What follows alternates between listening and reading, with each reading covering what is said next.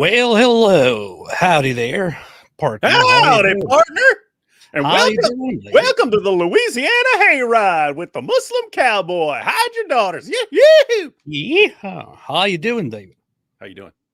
Good. How you doing? Good. I'm thinking in any moments while you're talking, so I don't have to pay attention, I can just work on page is totally blank now. I'm going to come up with some square dance lyrics to sing a little song about the Muslim Cowboy later in the show.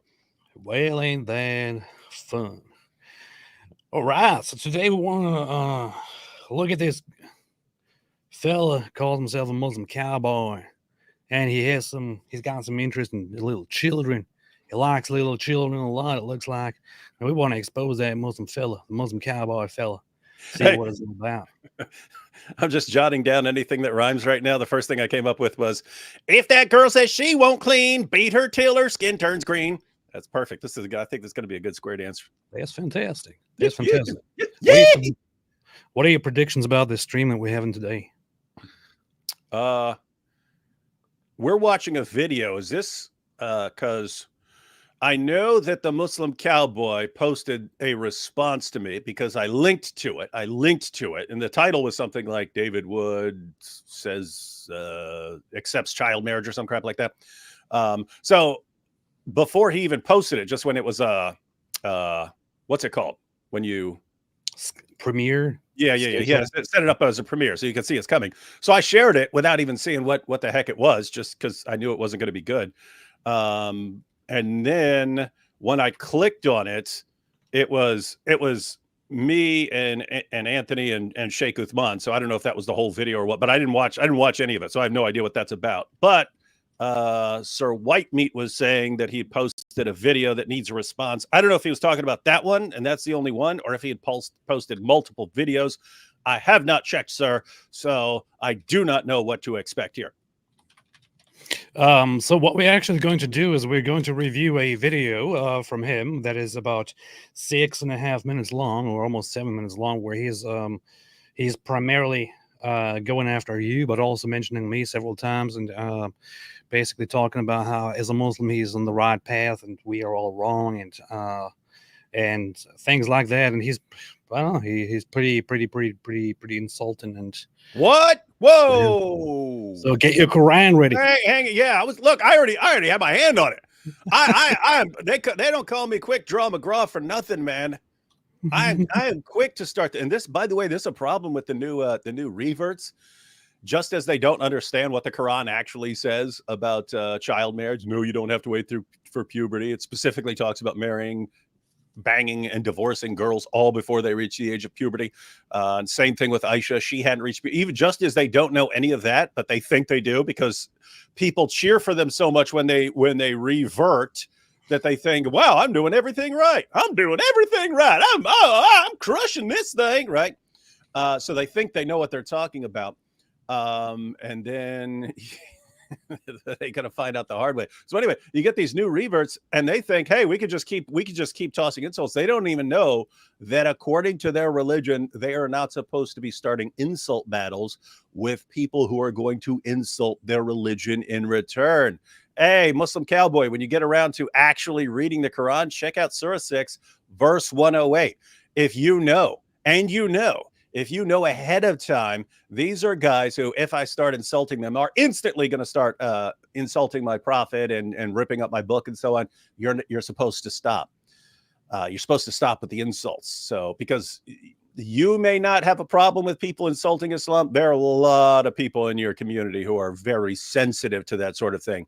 And now your decisions are leading to behaviors that are very upsetting to your community. In other words, we don't just sit around ripping up Qurans. We don't. Someone does something. These are responses to your behaviors. So just keep that in mind. You'll learn. Well, I gotta say, the Muslim Cowboy is about as dumb as they come. And hey, check out this line. Since that girl has half a brain, make her clean your semen stains. It's gonna be good, man. Yeah, I watched this video and the guy's is lying like a rug. And yeah, We gotta look at it. It's gonna be easy. It's gonna be like shooting fish in a barrel. Oh, it's gonna be powerful. It's gonna be hot. This Yeah. video is gonna be hotter than two frogs humping in the frying pan. Yeah. Well, what do you know? So let's have a look at that right now and see what comes from it. Let's see. His video is titled "David Wood Accepts Marriage to a 9-Year-Old." I sure do. Good one. Really powerful Dawa. Gotta love this guy's Dawa. We love these guys, man. These guys are awesome. And it is such a, guys, keep in mind, as disgusting as it is to see every new revert and every new Dai, every last one of them just comes right. So, hey, I reverted. You know what I want to start defending? Child marriage, banging little kids. That's what I want to start defending. As disgusting as it is, it's such a breath of fresh air compared to 10 or 12 years ago when they called us liars for saying that Islam teaches this. So it's a weird kind of progress where it gets, what they're saying becomes sicker and more disgusting than it was 10 or 12 years ago, but it's more honest. Oh yeah, it is. It is. Got that right.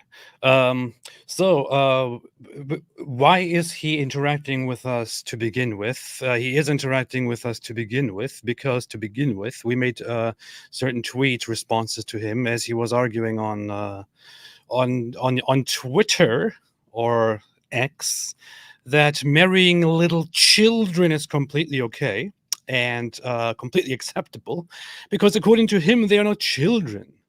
And was one of the things that I actually posted here to make that, to demonstrate what we're talking about here. Here, this is a tweet from him. He says, "A woman is a woman when they hit puberty. Making a certain age a number is arbitrary and makes no sense." Now, this is very, very stupid, and it's no surprise that it comes out of him. The guy is pretty dumb, and he's basically saying as soon as they hit puberty, they magically become a woman, and they are ready to become a wife, become a mother, to become one of many wives, and as you can see, he's right here on a photo here, like looking at a little girl, and in pretty just creepy fashion. Just illustrate what actually is implied by the stupid and vile and messed up things that this guy says. And we pointed out in our live stream where we went through his tweets defending child marriage, that what he's saying, as soon as a girl hits puberty, not completes the process of puberty and grows into a woman. No, as soon as old enough to bleed, old enough to breed, that sort of mentality. We pointed out that pig farmers actually treat pigs better than these Dawa guys treat their wives and daughters. You could go to a pig breeding site. It will tell you just because your pig has started menstruating doesn't mean you should start breeding. You should let the pig continue developing. You should let the pig continue developing and growing and maturing before you start breeding them. So again, pig farmers treat pigs better than the Muslim cowboy would treat this little girl that he's macking on. Well, you got that right. Wasn't there also a tweet where he said that he would I just read that comment. Yeah, that's very, very good. Didn't he also say that he would do everything that okay, here I got it. Uh-huh. Hold on a second. So here's a tweet by him. It says, "The disbelievers think we should be ashamed of some things in Islam. There's not a single thing our prophet did not do that I myself wouldn't do, or did that I myself wouldn't do. This is submission. This is the way." So he's saying there's not a single thing that my prophet did, clearly here in reference to child marriage, that I myself wouldn't do. By the way, that doesn't make any sense, because there are things that his prophet did that that the Muslim cowboy would not be allowed to do. Like Muhammad said, you guys can only have 4 wives, but I'm allowed to have more because I'm special. And so he married at least 9. We know he had at least 9 or 11 wives at one time. So the Muslim cowboy would say, well, I would do that too, because Muhammad did it. even though that would get him in trouble with Allah. So notice the level of narcissism already. Like, I'm in a different category with Muhammad. I can do all of this stuff, some of which was only for Muhammad, according to Islam. Alhamdulillah, that's beautifully said. That's good, though. Stuff. It's good he thinks he's that perfect, that important. Powerful stuff, powerful stuff. And another one is here where he says, "Yep, that's me." He says, "You're darn tootin', it's me." A Muslim cowboy. So this guy says, explain how having sex with a 9-year-old is okay by anthropology or biology or psychology. He says, yes, if she is a woman. By and anthropologically, women have become women at 9 all over the world. You really need to study, champ. And then he says, yep, it's me. We support our prophets. Marriage to Aisha at 9. No big deal. She was a woman through and through. And so look, notice he says, anthropologically, women have become women at 9 all over the world. It's weird that women have become women. Well, okay, so they're already women, and then they became women at 9 all over the world. Now, guess what? No, they haven't. No, they haven't at all.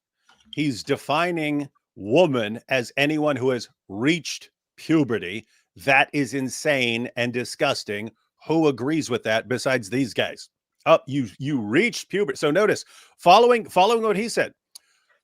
He said, as soon as a girl reaches puberty, this raises the entire problem that was brought up by Inspiring Philosophy in his debate with Daniel Hakikachu. There are cases of precocious puberty where an 11-month-old baby, because of a medical problem, goes into puberty at 11 months old. According to this guy, according to the Muslim Cowboy, 11 months olds are full-grown women. 11-month-old babies can be full-grown women. Well, she's ready. That's the level of intellectual integrity that you're dealing with these guys. An 11-month-old baby still babbling and breastfeeding is a fully grown woman, according to this guy. I'm not exaggerating here. That's how disgusting this is. And this is what they come up with as soon as they convert to Islam. This is what they want to defend. If he's going to base this whole idea that women did become women, or girls did become women anthropologically at the age of 9, if he wants to base that idea on the fact that some people married little children in the past, like if that was the case, you could by that very same standard also argue that anthropologically people were enslaved. Anthropologically, people raped each other. Anthropologically, people massacred and annihilated each other. So anthropologically, it happened. And what's the deal? What's the problem with that now? What's the problem if I now want to rape somebody? Because anthropologically, it happened all over the world. That's how easy it is. That's how simple it is. But again, the entire argument completely falls flat. A girl is not ready and is not a woman just because she hit puberty. That's not how it works. By that very same standard, you could say that a person is fully developed once they start speaking or thinking. And I'm not sure if you actually think that you could vote for a little toddler and make them the president of the United States, for example. So don't be stupid. Don't be stupid, Muslim Cowboy. All right, so this is who we're dealing with. This is a dangerous person. Hey, you are sick. Yeah. There aren't as many things that rhyme with goat as you'd think. Float, boat. Yeah, there's float, boat, coat, tote, vote, wrote, throat. Those are all the relevant ones. Well, you could turn about into a Canadian thing and go like about. So stupid. Yeah, man. This guy is just. This man has real problems. But anyway, let's listen to the guy. Let's listen to his brilliant observation here and see what happens. So saddle up. It's gonna be quite. Hold on tight to your saddle horse, son. Because I mentioned, like Muhammad and Aisha. So if I said, I find that problematic or something like that, if you somehow showed that Islam is... Does this sound good? I don't know how good the sound is going to be because we're not mic'd up or anything. Okay. True. In my mind, the way I think, I would be like, okay, well, if this is from God and I've got a problem with that, then I'm the one with the problem. I'm the one with the problem. All right. And I need to believe God. Well, I'll be damned. Oh, was that the See clip? that example? Yeah, that's the clip. He just showed the clip. So we're pointing out it's the seriousness of how important the evidence for Islam would be, because if I were to believe that Islam is true and came from God, then there would be a question of whether there's wiggle room on interpreting. And there is. You could be a Muslim and reject the sources that say that Muhammad had sex with a 9-year-old girl. You could say, I don't believe in those sources. So you could be a Quran only Muslim. You'd still be stuck with Surah 65 verse 4. But if you rejected the commentaries, because we point out the commentaries, Ibn Kathir and so on, if you rejected all of the Asbab al-Nuzul, if you rejected the historical background on what these revelations are for, you could come up with another interpretation where it's a girl who hasn't menstruated because of some medical problem or something like that. Even if she's like 20 years old, she has a medical problem that keeps her from menstruating or something like that. You could in theory interpret it like that if you threw out everything in the Muslim sources. But if you didn't, then, and if you said, hey, this guy Muhammad is from God, he has God's stamp of approval, and everything he did that was not specifically condemned by Allah has God's stamp of approval, then I would have to say, well, if the medical world tells us this is a really bad idea, but God says it's okay, and at least in certain circumstances, I'd have to go with God. So what's the point there? You're going to need some seriously good evidence if you want me to rethink sex with children, think that's okay. So what's the takeaway? You guys had better have some good evidence for what you believe if we have to rethink even the basics of morality for this. And what's the question is, what is this great outstanding evidence that you have that would make us go, oh, well, no, too bad. If the entire medical world and psychologists and everyone tells us that banging little girls is really, really bad, the Almighty has declared that it's actually okay. What evidence do you have that would make us rethink that? I'd still like to know, because all I've gotten for decades is the Quran's been perfectly preserved, even though it hasn't. That was a lie. Oh, there are all these scientific miracles in the Quran. No, that doesn't. That's a lie. They even admit these things were lies now. Right now, I don't even know what their arguments are anymore, because for every argument they give, there are Muslims saying, nope, that argument's garbage. That was all a lie. It was all a joke. Don't take it seriously. And what are they left with? It's Ali Dawah going, people going to convert because our intolerance. Save it for later. He will bring up the clip again to make cool. Okay, good. About you. Hey, he's copying you with his cowboy hat. I know. It's ridiculous. I have some respect, man. He's copying me with the books. He's copying you with the cowboy hat. This is. I like sex with children because I'm a Muslim cowboy. This day is actually a pretty amazing day for me. It's my 10-year anniversary of becoming a Muslim. The day I gave my his what anniversary? His 10-year anniversary. Oh, I thought this guy. Whoa, that's bad. Then I was cutting him some slack because I thought he just like reverted. He's one of these guys who like reverted 10 months ago or a year ago or something like that. Okay, so if he converted 10 years ago, he's been a Muslim 10. You got no excuse. Oh, you're in a different category. I assumed you were a new convert, and that's why you didn't know that Aisha hadn't reached puberty and that the Quran does not require you reach puberty. So this is just weird. There was an excuse for his ignorance, and so we were kind of treating him with kids' gloves because we thought he was new. He's been a Muslim 10 years, but he actually went to the Hajj with a cowboy hat. It's like the first person, probably the only person who actually wore a cowboy hat while he was, around the cow. He was the only guy to show up with a guitar too. Yeah. I wonder if he also had a horse with him. So I'm going to start by praising Allah, the Almighty, the one that created Jesus, no name. Yeah, created Moses, the one that they put their heads on the ground to and begged God to forgive them, to help them, to guide them. And that's what I did that day 10 years ago. So I want to thank you, Allah, for journey and for bringing me to the place where I can. You're welcome. Oh, this is interesting that he's talking. When I clicked on the video, saw it was that, I thought he was just sharing some clip. So okay, it's interesting. Oh no, it's actually him talking. Yeah. No problem, Muslim Cowboy. It was a pleasure. Stand behind my prophet. Every single thing that he did, because he. Hey, was I wouldn't want this guy standing murdered. behind me. Don't stand behind me. Don't stand behind any little girl. Don't stand behind a goat. You will be fine. You're too old. If you were a little child, you would have to be worried. Yeah, that's good. It's days like this. I'm glad I'm not a little girl somewhere on this guy's radar. Yep. Mercy to all of mankind. You know, I must say I'm quite honored that David Peckerwood and A Pussy. Hey! Whoa! That was 2 insults, wasn't it? Was that 2? That was 2. That's 2 pages of the Quran, Muslim Cowboy. Notice Actually, your decisions.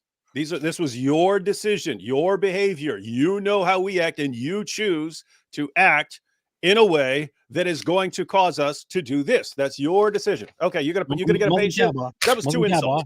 Muslim Cowboy, there's one thing you actually need to know, which is that whenever you insult us, we will rip up a page of the Quran, and it'll be on you. That will be on you, fella. I hope this don't remind you of a goat. I'm quite honored that David Peckerwood and A Pussy, along with that one uninspired philosophy guy, Wait, that's 3 insults. That's 3. 3. You're making us go through a lot of this Quran here. More Quran than you've ever gone through. Am I right? This is actually the first guy who said the word. He actually said the word. He said the P word. Ah, that's interesting. I guess that's the difference of that. That's how you see that you're dealing with a cowboy. That's a cowboy. So it's going to be 1, 2, and one more for inspiring philosophy. Here, 3. All right. There we go. How about that? Hey, Hope you like that, son. hey, this Hope you like that, son. this escalated quickly, man. Wait. Like, I don't even know where we're going to go from here. What's this dude doing this, man? I don't A know. partner, you might want to be careful with those insults, right? You might want to be careful with them insults. to talk about my statements defending my Prophet Muhammad. Where I come from, when you have a stance and you believe. Hold on. Talk about my statements defending my Prophet Muhammad. Where I come from. Now, why did he not say? Oh, it's going to hell. What's your excuse, Muslim Cowboy? The Prophet Muhammad said, may he be humiliated who hears my name and doesn't say, Sallallahu Alaihi Wasallam. What's your excuse, Muslim Cowboy? What's happening? From when you have a stance and you believe in something, you stand behind it. This is just how we are. We respect people more when they stand up for what they believe in. Hey, we're doing that, Cowboy. We're doing that. We're standing up for what we believe. We believe you're a little child marriage supporting pedophile. Yeah. So respect us. If you truly respect us, if you truly respect people who stand behind what they believe, then maybe you should respect me, and you should respect David Wood here, whom you insulted shamelessly for believing and standing behind the belief that you and people like you who approve of pedophilia are sick. Yeah. Sick. And we believe that if a bunch of guys are coming along telling us that they get to bang and diddle little kids, and then they start insulting, we believe that we have to stand up like men and eat whatever book is causing you to think like this. Yee-haw! Well, we don't like them child diddlers here. And we don't like them child diddlers around these parts. You hear? You kind ain't welcome here. Kind of wishy-washy about it. Even if they might be even more correct about something, we don't respect them. The issue is whether Muhammad, peace and blessings be upon him, is a prophet or not. Wait. The issue is whether Muhammad, peace and blessings be upon him, is a prophet. Well, he actually said it. See? There you go. Save yourself. Or not. Because if I can. I was almost going to rip up another page just for Muhammad. I was about to take that as an insult to Muhammad and like rip up an entire Quran. prove that he is a prophet and that the Quran is from God Almighty. This is so funny. How Wait, is he actually going to give proof? I just suddenly became interested in this. It's so funny how he shifts from the accents to like, yeah, and we are proof from the Quran. And we believe that this is from the Lord Almighty, because in the Quran it says, then whatever God commanded him to do was good. And see, this is why I find it what God was that? Almighty. Then whatever God commanded him to do was good. And see, this is why Well, that was weird. I find it really funny. So just like when Allah told him to go back to banging his sex slave after he swore an oath to Allah to stop having sex with his sex slave, it's good. I've concluded that it's good for a man to break his oath to his wives and go back to banging his sex slave. Yeehaw! Well, that was quite a revelation right there. One powerful revelation. About the things that they say. They got me all geared up to go out to the Monster Truck and Tractor Rally. Yeehaw! Muhammad, peace be upon him, doing, even though he was completely immoral, the best of mankind, is that when you delve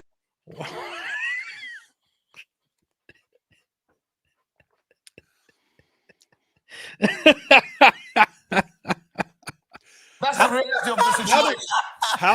How does he not understand the point, right? You guys are asking us to accept that a guy who, if you made a list of the worst things that people can possibly do, you made like a top 10 list of like the top 10 worst things a person can do. Muhammad did like 6 or 7 of them, right? So if you're saying no, you have to conclude that everything he did is right.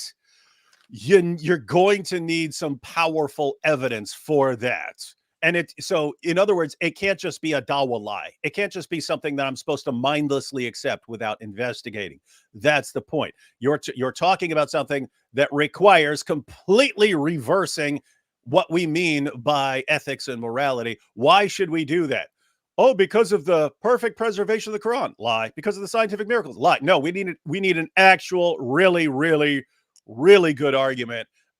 I don't think you got one, Muslim Cowboy. You want to prove me wrong on that? All right. Muslim Cowboy. So when we talk about morality, so Muhammad said that people who leave the religion should be killed. That's number 1. Number 2, he lied. That's number 2. If you want more information on that, sure, we can talk about it. Because as far as I've seen in the video, you actually don't provide any proof for the things you say anyway.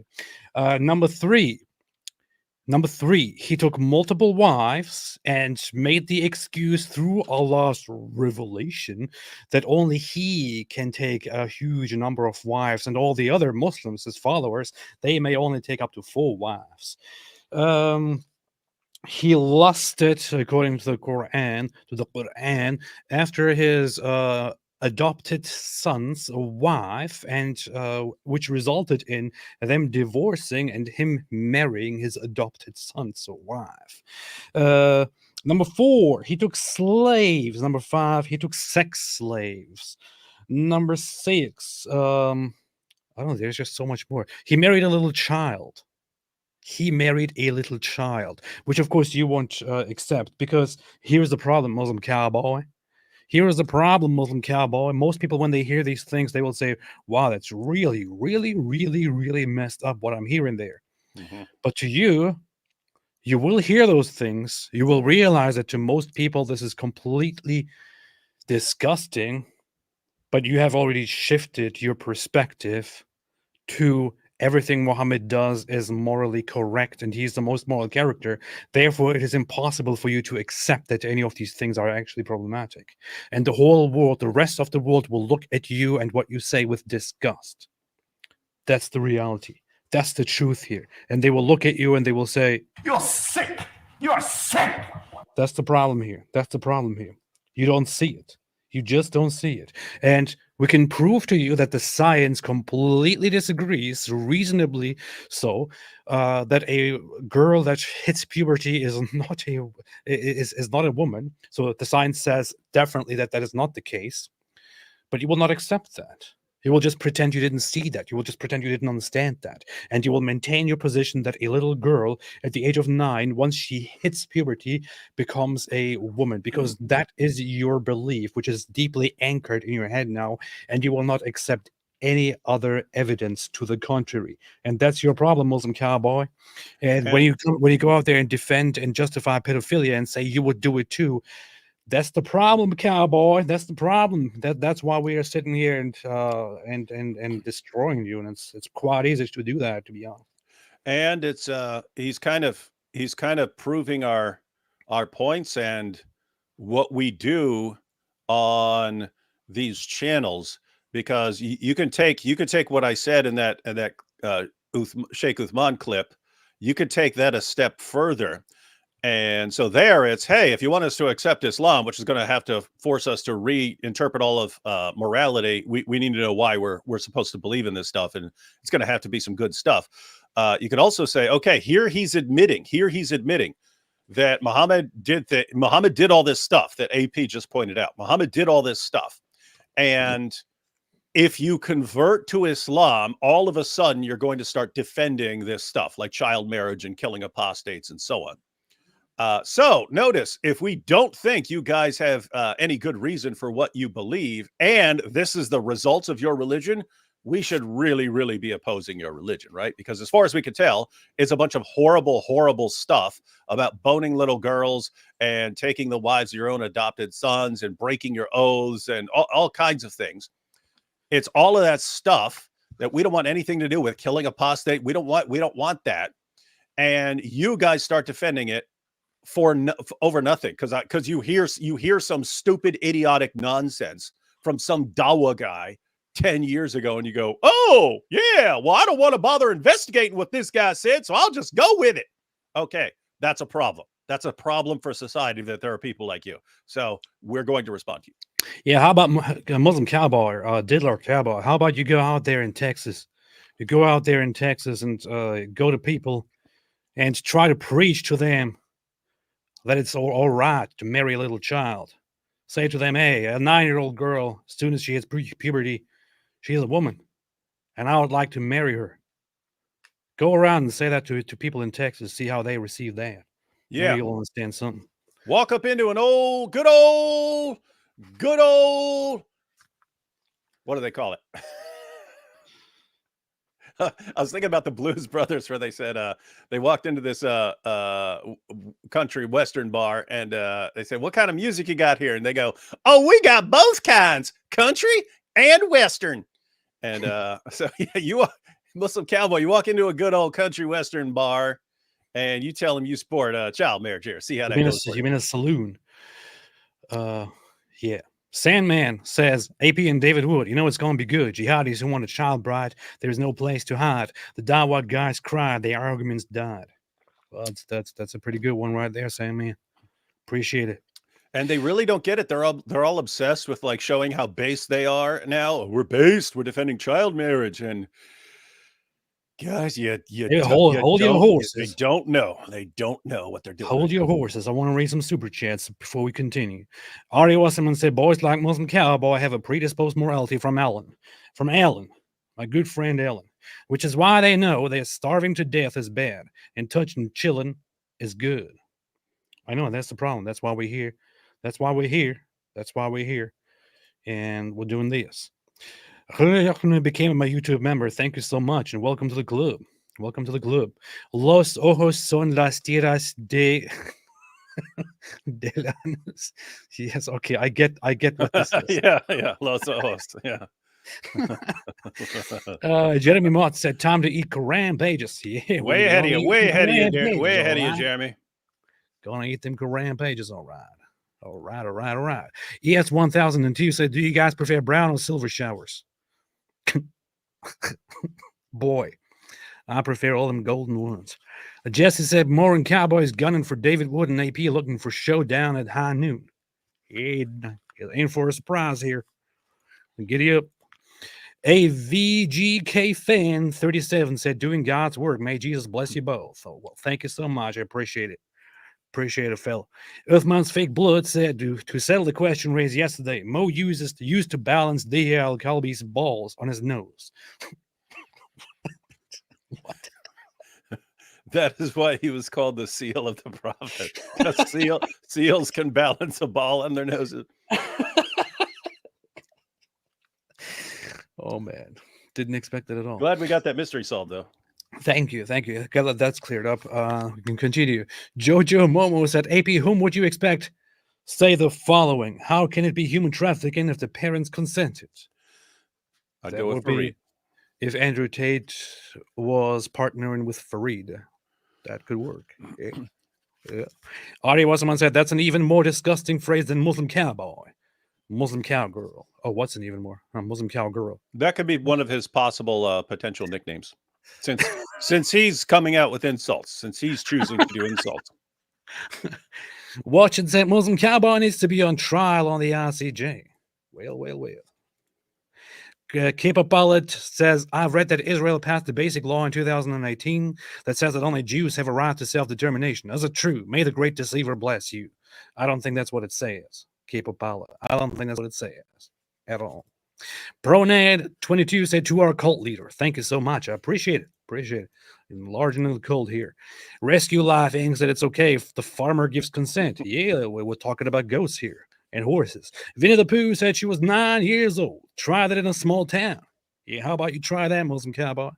Yeah, I mean, think about it. I mean, in his reasoning, it would be perfectly okay to go up to a guy in Texas outside of school, guys picking up his 9-year-old daughter. It would be perfectly acceptable for the Muslim Cowboy to go up to a father and say, hey there, your girl get a first period yet? Because I'd like to court her. That would be totally acceptable to the Muslim Cowboy.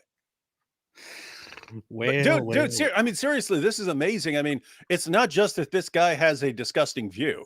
It's that he has a disgusting view that he is propagating to a bunch of morons who don't know what puberty is and who don't know what the Quran says. And people take this seriously, and they're like breeding a generation of Muslims who are going to think it's okay to be banging 5 and 6 and 7 year old little girls. And we're the jerks for responding to them. Yeah. You don't go around and say that to them Texan folks. You don't get dusted soon. Velvet Jizz said, prowling. Stop those perverts prowling. Children hide. That was also in Blues Brothers. It's supposed to be prowling. Stop those perverts prowling. Children hide. All the things that I've been missing, good vittles, love, and kissing, and I still got my 9-year-old by bride. Head 'em up, move 'em out, ride 'em in, head 'em up, beat 'em up, move 'em in. All right, there we got that. By the way, the Cowboys were Palestinians.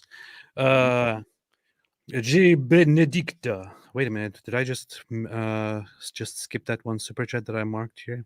I'm going to read that one. Oh, no, okay, I read it. Okay, all right. Jimmy Nick, made the super chat. Welcome, thank you so much. One more quickly to highlight here because it was a big one. 5 silver pesos made a super chat of $300. Yeah! $300. Appreciate that very much. Much obliged. It says the Republic of Texas does not claim him. Well, we'll see about that. We'll see about that once he goes around and tells the people of Texas that he wants to marry their children because they had their first puberty. This guy needs to be on like warning signs. You know what I mean? Yeah. Like warning signs. Don't let this guy around your daughter because you don't know what's going through his head. Yeah. 5 silver pesos. Thank you so much. Thank you so much for that contribution. I appreciate it a lot. Okay, let's continue. People who were considered prophets, is it when you delve into their book and you look at their prophet, people who were considered prophets, who are said to have done horrendous thing. I mean, Solomon, peace be upon him. God. What a dope. What an absolute moron. What an absolute dope. I hear stuff like this from Muslims. And when I hear this, like this is what he immediately starts with. Mm-hmm. When I hear this, it sounds to me like this guy has no idea about Christianity. He has no idea about the Bible. Pretty standard among the, I was a Christian. And then I found out that the book of the Council of Nicaea was taken out of the Bible. Yeah.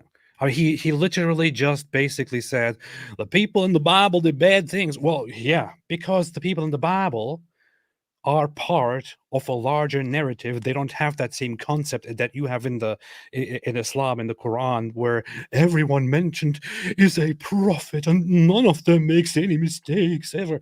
No, that's not what's happening in the Bible. In the Bible, you are supposed to read and learn from them, and they serve as a moral purpose, a story.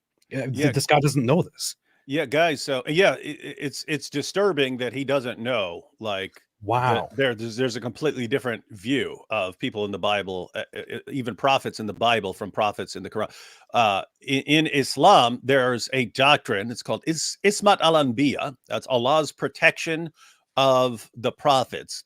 And at first, so for about the first 150 years of Islam, it meant that Allah would protect a true prophet from persisting in major sins. So a prophet could commit some sort of major sin, but Allah is going to send the angel Gabriel to step in and correct him, right? So this is when you get stuff like the satanic verses, that Muhammad could promote shirk and promote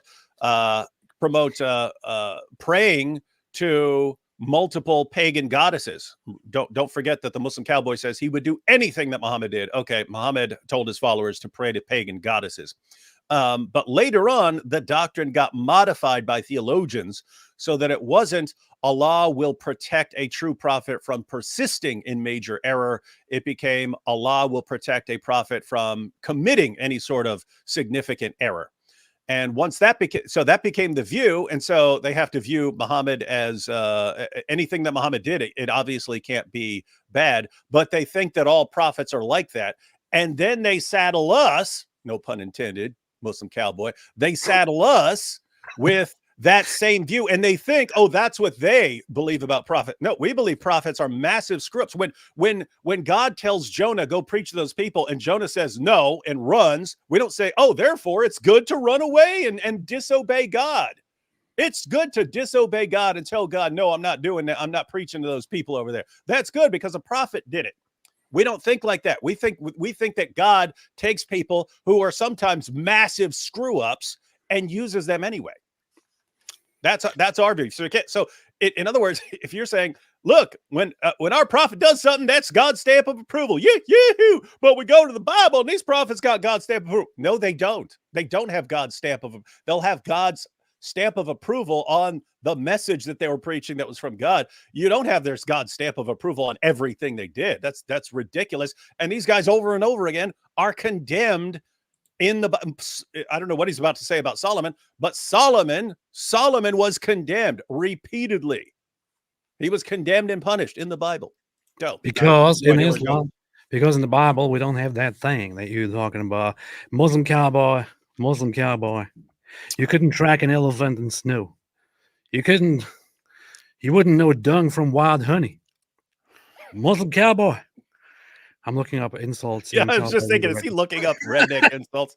It had to come in the final revelation because people were making up stories about Solomon, and he defended him by saying, verily, it wasn't Solomon that disbelieved, because the Bible says that Solomon lusted after the daughters of Pharaoh and started worshiping their idols. Yep. And he became a disbeliever. He was no longer a believer in the Torah. So, whoa! Notice the assumption. No one could become a disbeliever. That would be impossible. So we're just going to go with our prophet. Well, Muslim Cowboy, you don't think that someone can actually become disbelievers, or that people can do messed up things? You don't believe that's in the realm of possibility?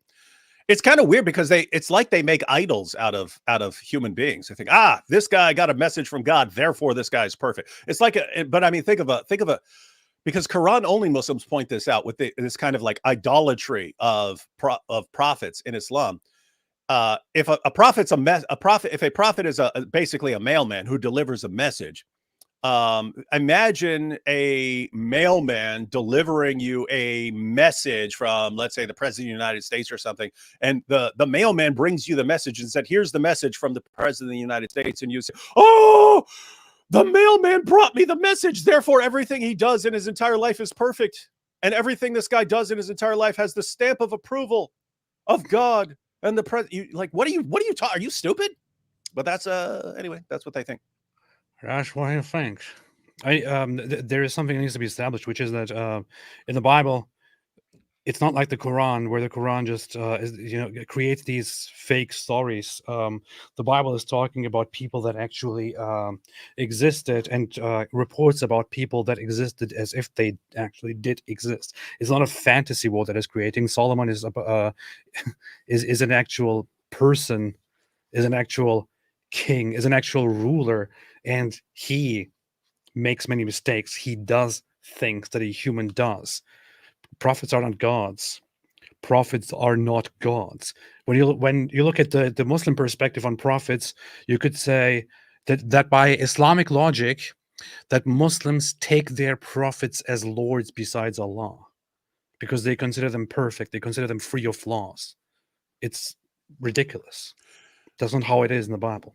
Yeah, and just think about this, because in legal settings and historical settings and so on, people appeal to something called the principle of embarrassment, meaning that if you're writing something, or if you're making up a story, you tend to make up stories that help you and make you look better, rather than things that'll make you appear worse. It's like if I say, hey, if you're in court and you're accused of stealing some candy. So you're on the stand and you're accused of stealing some candy. And they say, sir, where were you when that candy came up missing? You say, I was over at the school selling crack to all those kids. You might actually beat that charge, because it could be like, okay, he wouldn't make something up like that. He's not going to make something up like that. So if this guy says, no, I wasn't there, I was over here selling crack to kids, he's probably telling the truth. So so a general rule, people make up things. If you're going to make something up, you make up something that helps your case rather than hurts your case. It's like when later Muslims made up stories about Muhammad performing miracles. That's exactly what the sort of thing, even though the Quran says Muhammad couldn't perform any miracles, that's exactly the sort of thing you would make up. You'd make up miracle stories. And it's why we tend to trust things like stories like the satanic verses. And so why would you make that up? If it weren't true, why would you make that sort of thing up? Now think about this, Muslim Cowboy, because you're saying, look, the Bible says their prophets and kings did all these horrible things, whereas in the Quran it says, nope, they didn't do any of that. They were great, and they had God's stamp of approval, and they were always wonderful, and they didn't do anything wrong. Okay, David, which one of those is more likely to be made up? Like if you're Jews and you're recording the actions of your kings and prophets, why are you going to make up stories about them doing messed up things, right? It seems like you're just recording it, right? If you're recording them doing all these messed up things, it seems like, well, we've got to be honest here. If our prophets screwed up, then our prophets screwed up. We need a record of that as an example to other people. Look, guys, even the prophets can screw up. So you need to pay attention to what you're doing. And look, and here are cases where our prophets screwed up and our prophets repented. So take that as a lesson. So they keep that there. Whereas in Islam, it's just, nope, doesn't sound good. So let's just pretend it all never happened. Yeah, so in other words, it's the Islamic version of these stories sounds made up. The biblical version of the stories doesn't sound made up, because there was no reason to make up stories about these guys, their heroes, doing really creepy, messed up stuff. They don't have a reason to fabricate these kinds of things.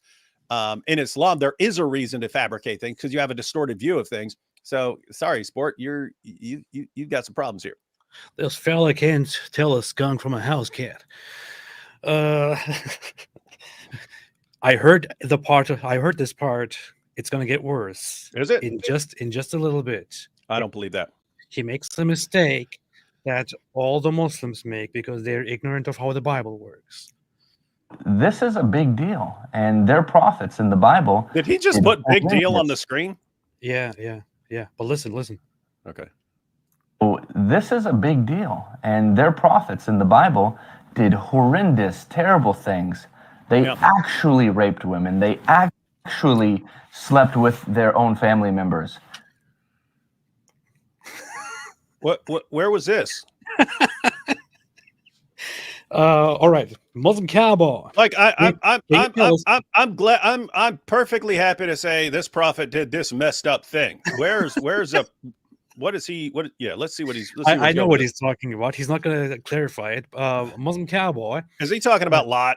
Would you please clarify which prophet actually raped people? Number one. Number two, would you please clarify which prophet slept with their own family members? Because the only person that I'm thinking of right now that is frequently mentioned in that context is Lot. Yeah, they always say Lot. Muslim Cowboy, I hate to break it to you, Lot is not a prophet. And if he had any knowledge at all, he'd know Lot ain't a prophet. And guess what? Guess if you what? had any knowledge of the Bible, you would know that Lot is not considered the prophet. It's considered the prophet in Islam because Islam is ignorant. Yeah, and what's amazing is even if it were true, even if we're true that we regard Lot as a prophet, we would still you can do that. You can say this prophet did this and it was gross and wrong. It's like you guys are screwing up. It's like there are multiple levels of the stupidity. One, they think Lot's a prophet. Two, they think if Lot's a prophet, then he has God's stamp of approval for everything. No, he doesn't. None of that is true. What are you talking about? This is so. Notice, in addition to you guys defending child marriage, which is disturbing enough, also one of the things that happens when you revert and become a Dawa guy is you become completely incapable of understanding anything at all about how anything works. About how. And I don't know what to do with that, but it's a problem. If I say, hey, as the moment someone accepts that religion, this is how they start thinking. This is the issue.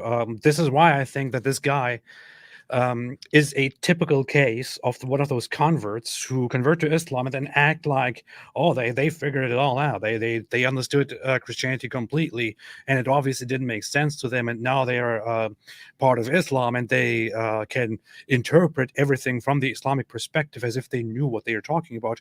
This guy obviously didn't know very much when he was a Christian. He obviously doesn't know much about the Bible. He obviously doesn't know much about the biblical narratives and the Abrahamic tradition and all of that. He doesn't know that that there are differences between who is and who is not considered a prophet in Islam and in Christianity or even Judaism.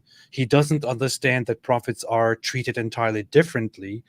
He thinks, I can't think of any other example. This guy obviously thinks that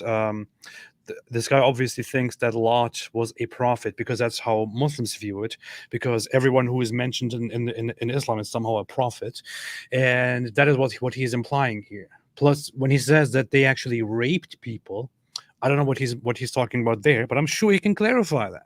It looks like he knows a lot. He knows a lot, and he's a Muslim cowboy, and he will tell us everything we need to know, right? But this is it. I mean, I know that Lot is not considered a prophet in in the Bible. He doesn't know it. But hey, trust him. Trust the former Christian. Yeah, and guys, think about this. Muslim cowboy. He doesn't know how the Bible works. He's completely ignorant of the Bible. And if he's saying that that Aisha had reached puberty and Islam is good and he's saying girls are women the moment they reach puberty, so the moment they get their first period or the moment they get pubic hairs or something like that, the moment any of that happens, then they're ready for these guys to start trying to breed with the girls, and doesn't understand biology. So notice, he doesn't understand biology, doesn't understand Islam, doesn't understand Christianity, doesn't understand the Bible, and yet puts his face out there as someone that everyone should listen to here. Well, making yourself look pretty dumb, fella. They actually did this and did that, and yet they want to come talking about the Prophet Muhammad, peace and blessings be upon him, who we can prove is a prophet, yet... All right. What? Finally, we're getting into it. We're going to find out how we know this guy's a prophet. Yeah. Right. Finally, we're going to see the proof here. I've been waiting for this, but yeah. So notice, guys.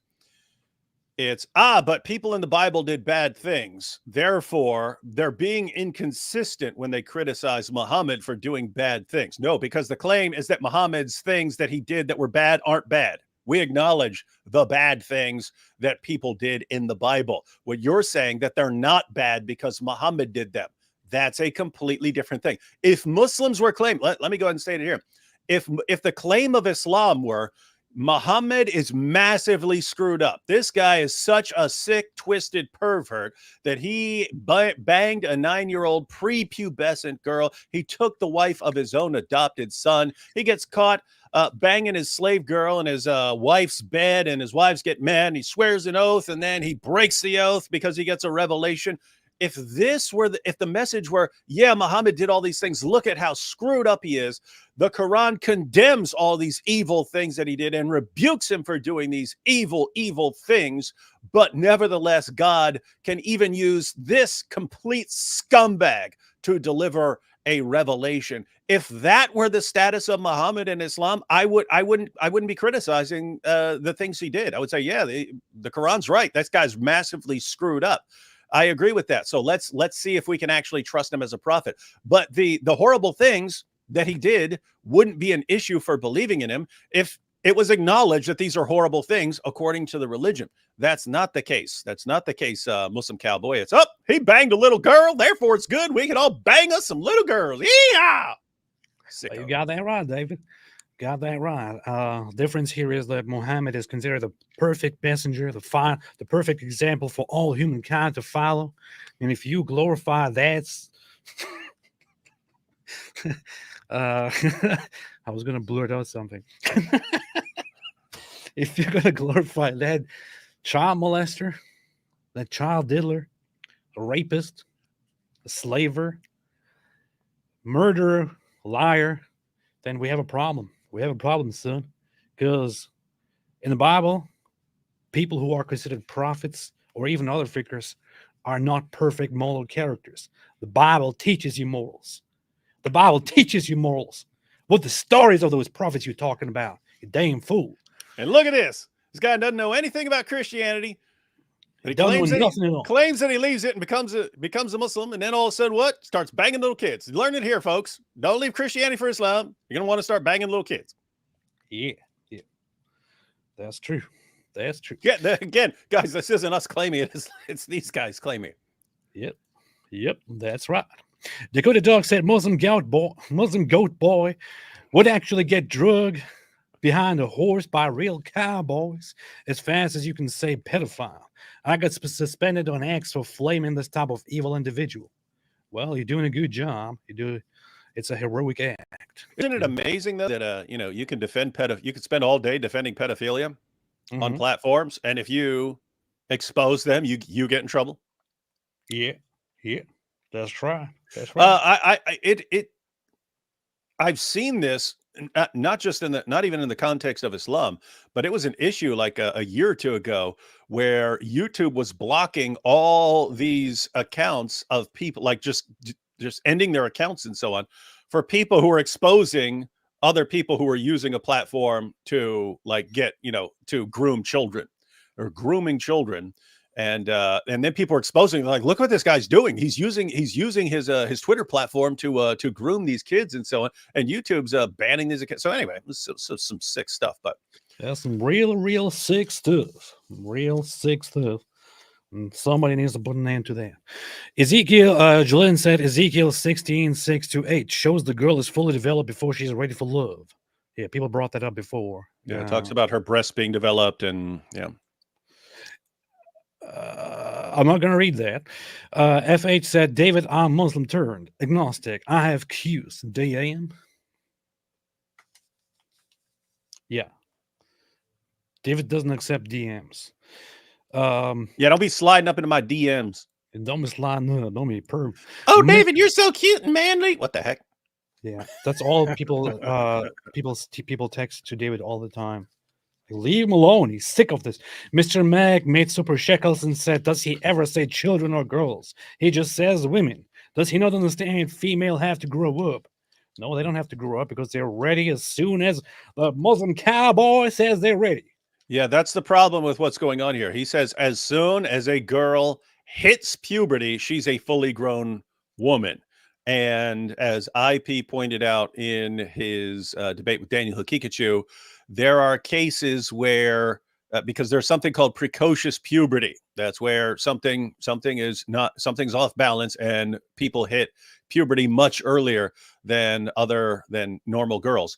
And there are cases where even an 11-month-old baby has hit puberty. What does the Muslim Cowboy say? As soon as you hit puberty, you're a woman. You're a woman through and through. So according to the Muslim Cowboy, an 11-month-old baby is a fully grown, mature woman capable of marriage and breeding.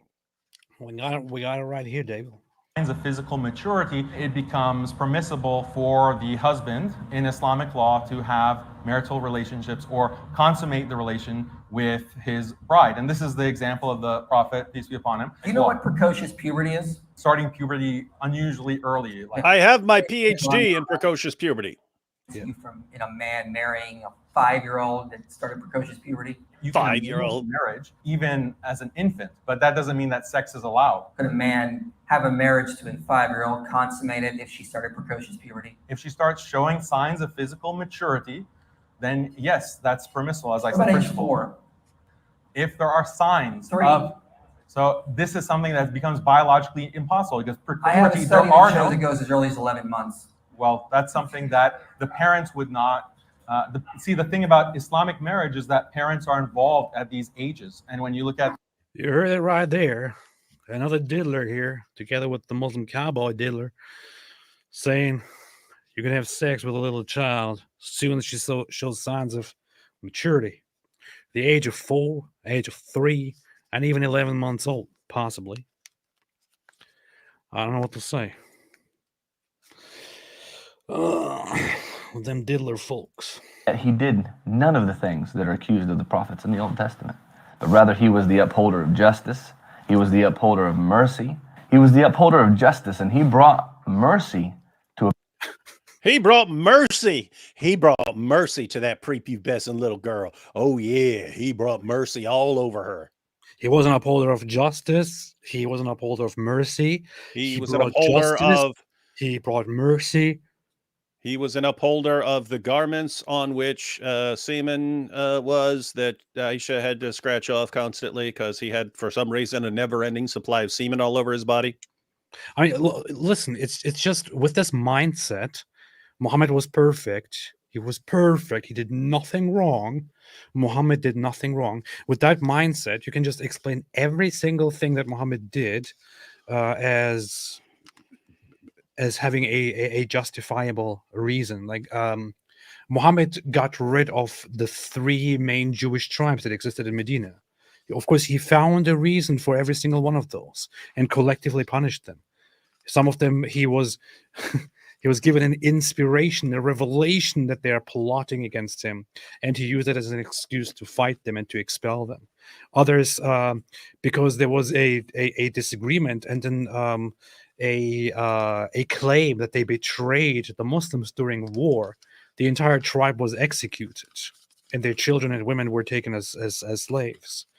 Another was, again, because of a dispute, collectively punished.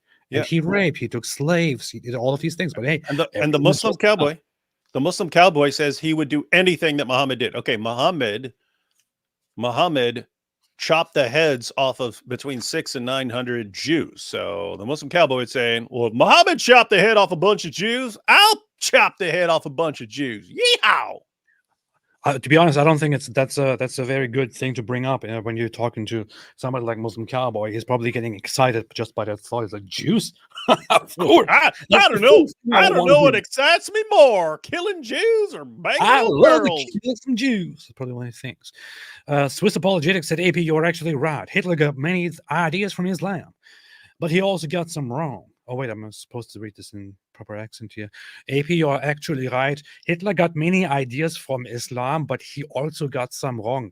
Example, as Al-Husseini pointed with his right arm toward a goat on a hill and said, Zieh geil, in broken German. Hitler thought, that's good, I will use that. Zieh geil means wait. Goat, the goat is hot or something like that, but it makes more sense in German when you read it. Oh, sexy goat. Everything makes more sense in German. That's pretty good. Pretty good. Call of Ghidorah said the 2 questions, AP. Would you consider Norman Finkelstein to be a credible source? Nope. Most of his peers do not consider him a credible source, which is why they completely shun him for repeating some incredibly ludicrous ideas about the Holocaust and the Holocaust narrative.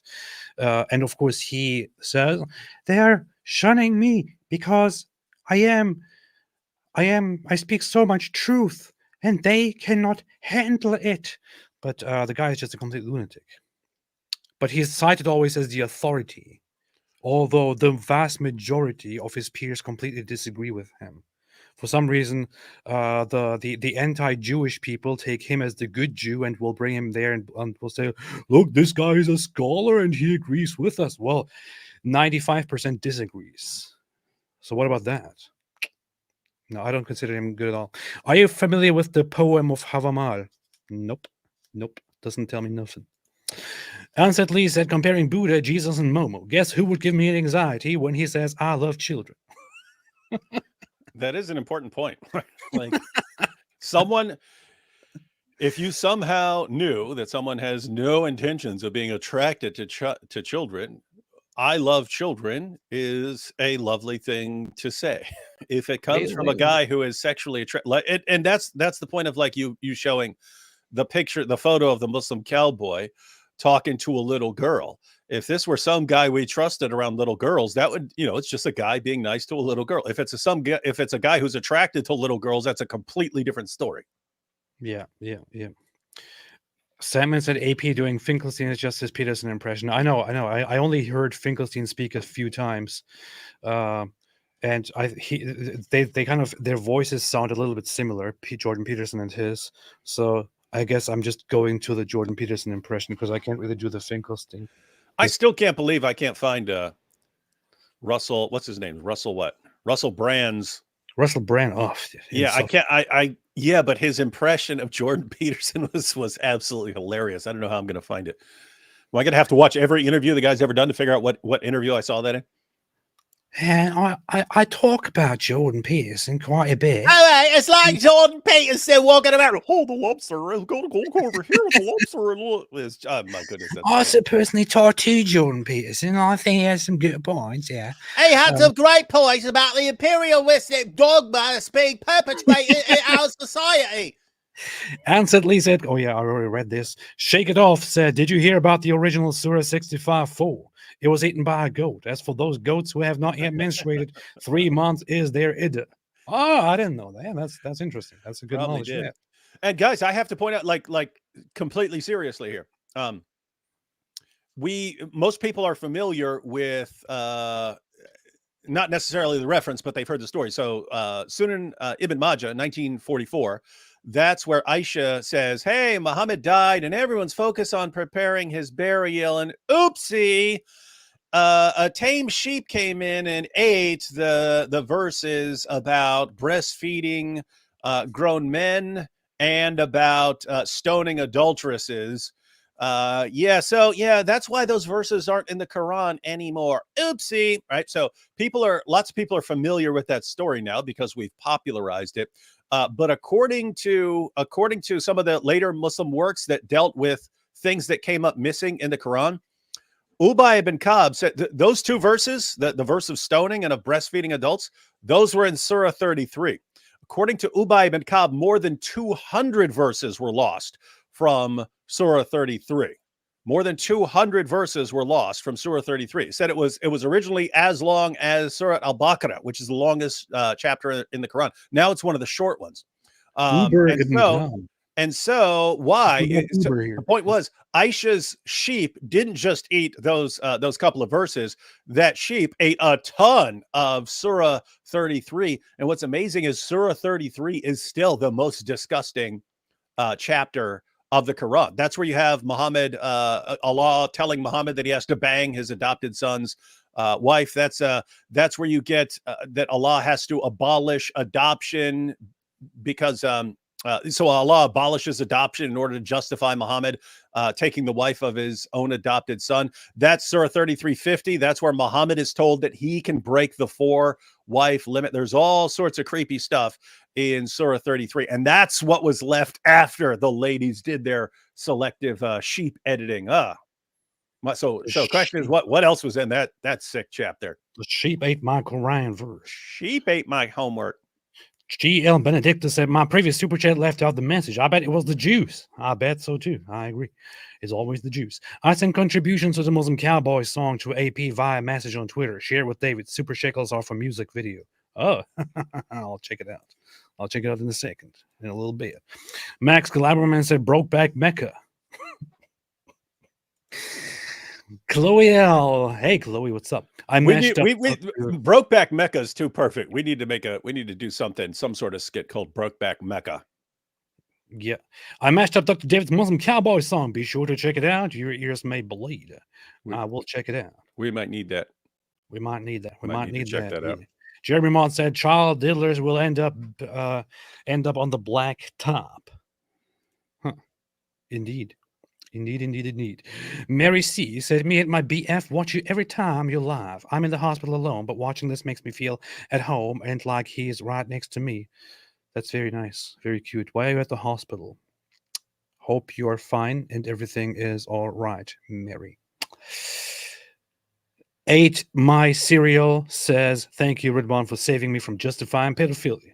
Well, I'm happy to hear that. Arya Wasserman, this idiot would spend a whole hour trying to convince Chris Hansen that he didn't have no intentions of doing nothing with Jenna, since 13 is too old for him. Then he'd still get arrested. That sounds about right. That sounds about right. Uthman's Fake Blood said, after the Bible, the Quran is the next best-selling book. Is this because you two keep eating it and then buying a new one? Yep, that's precisely the reason why. Mm-hmm. That's right. That's right. I don't have a message here, dear whoever that was. I'm looking through my messages, but I can't see nothing here. Gotta see again. Gotta check again. Okay.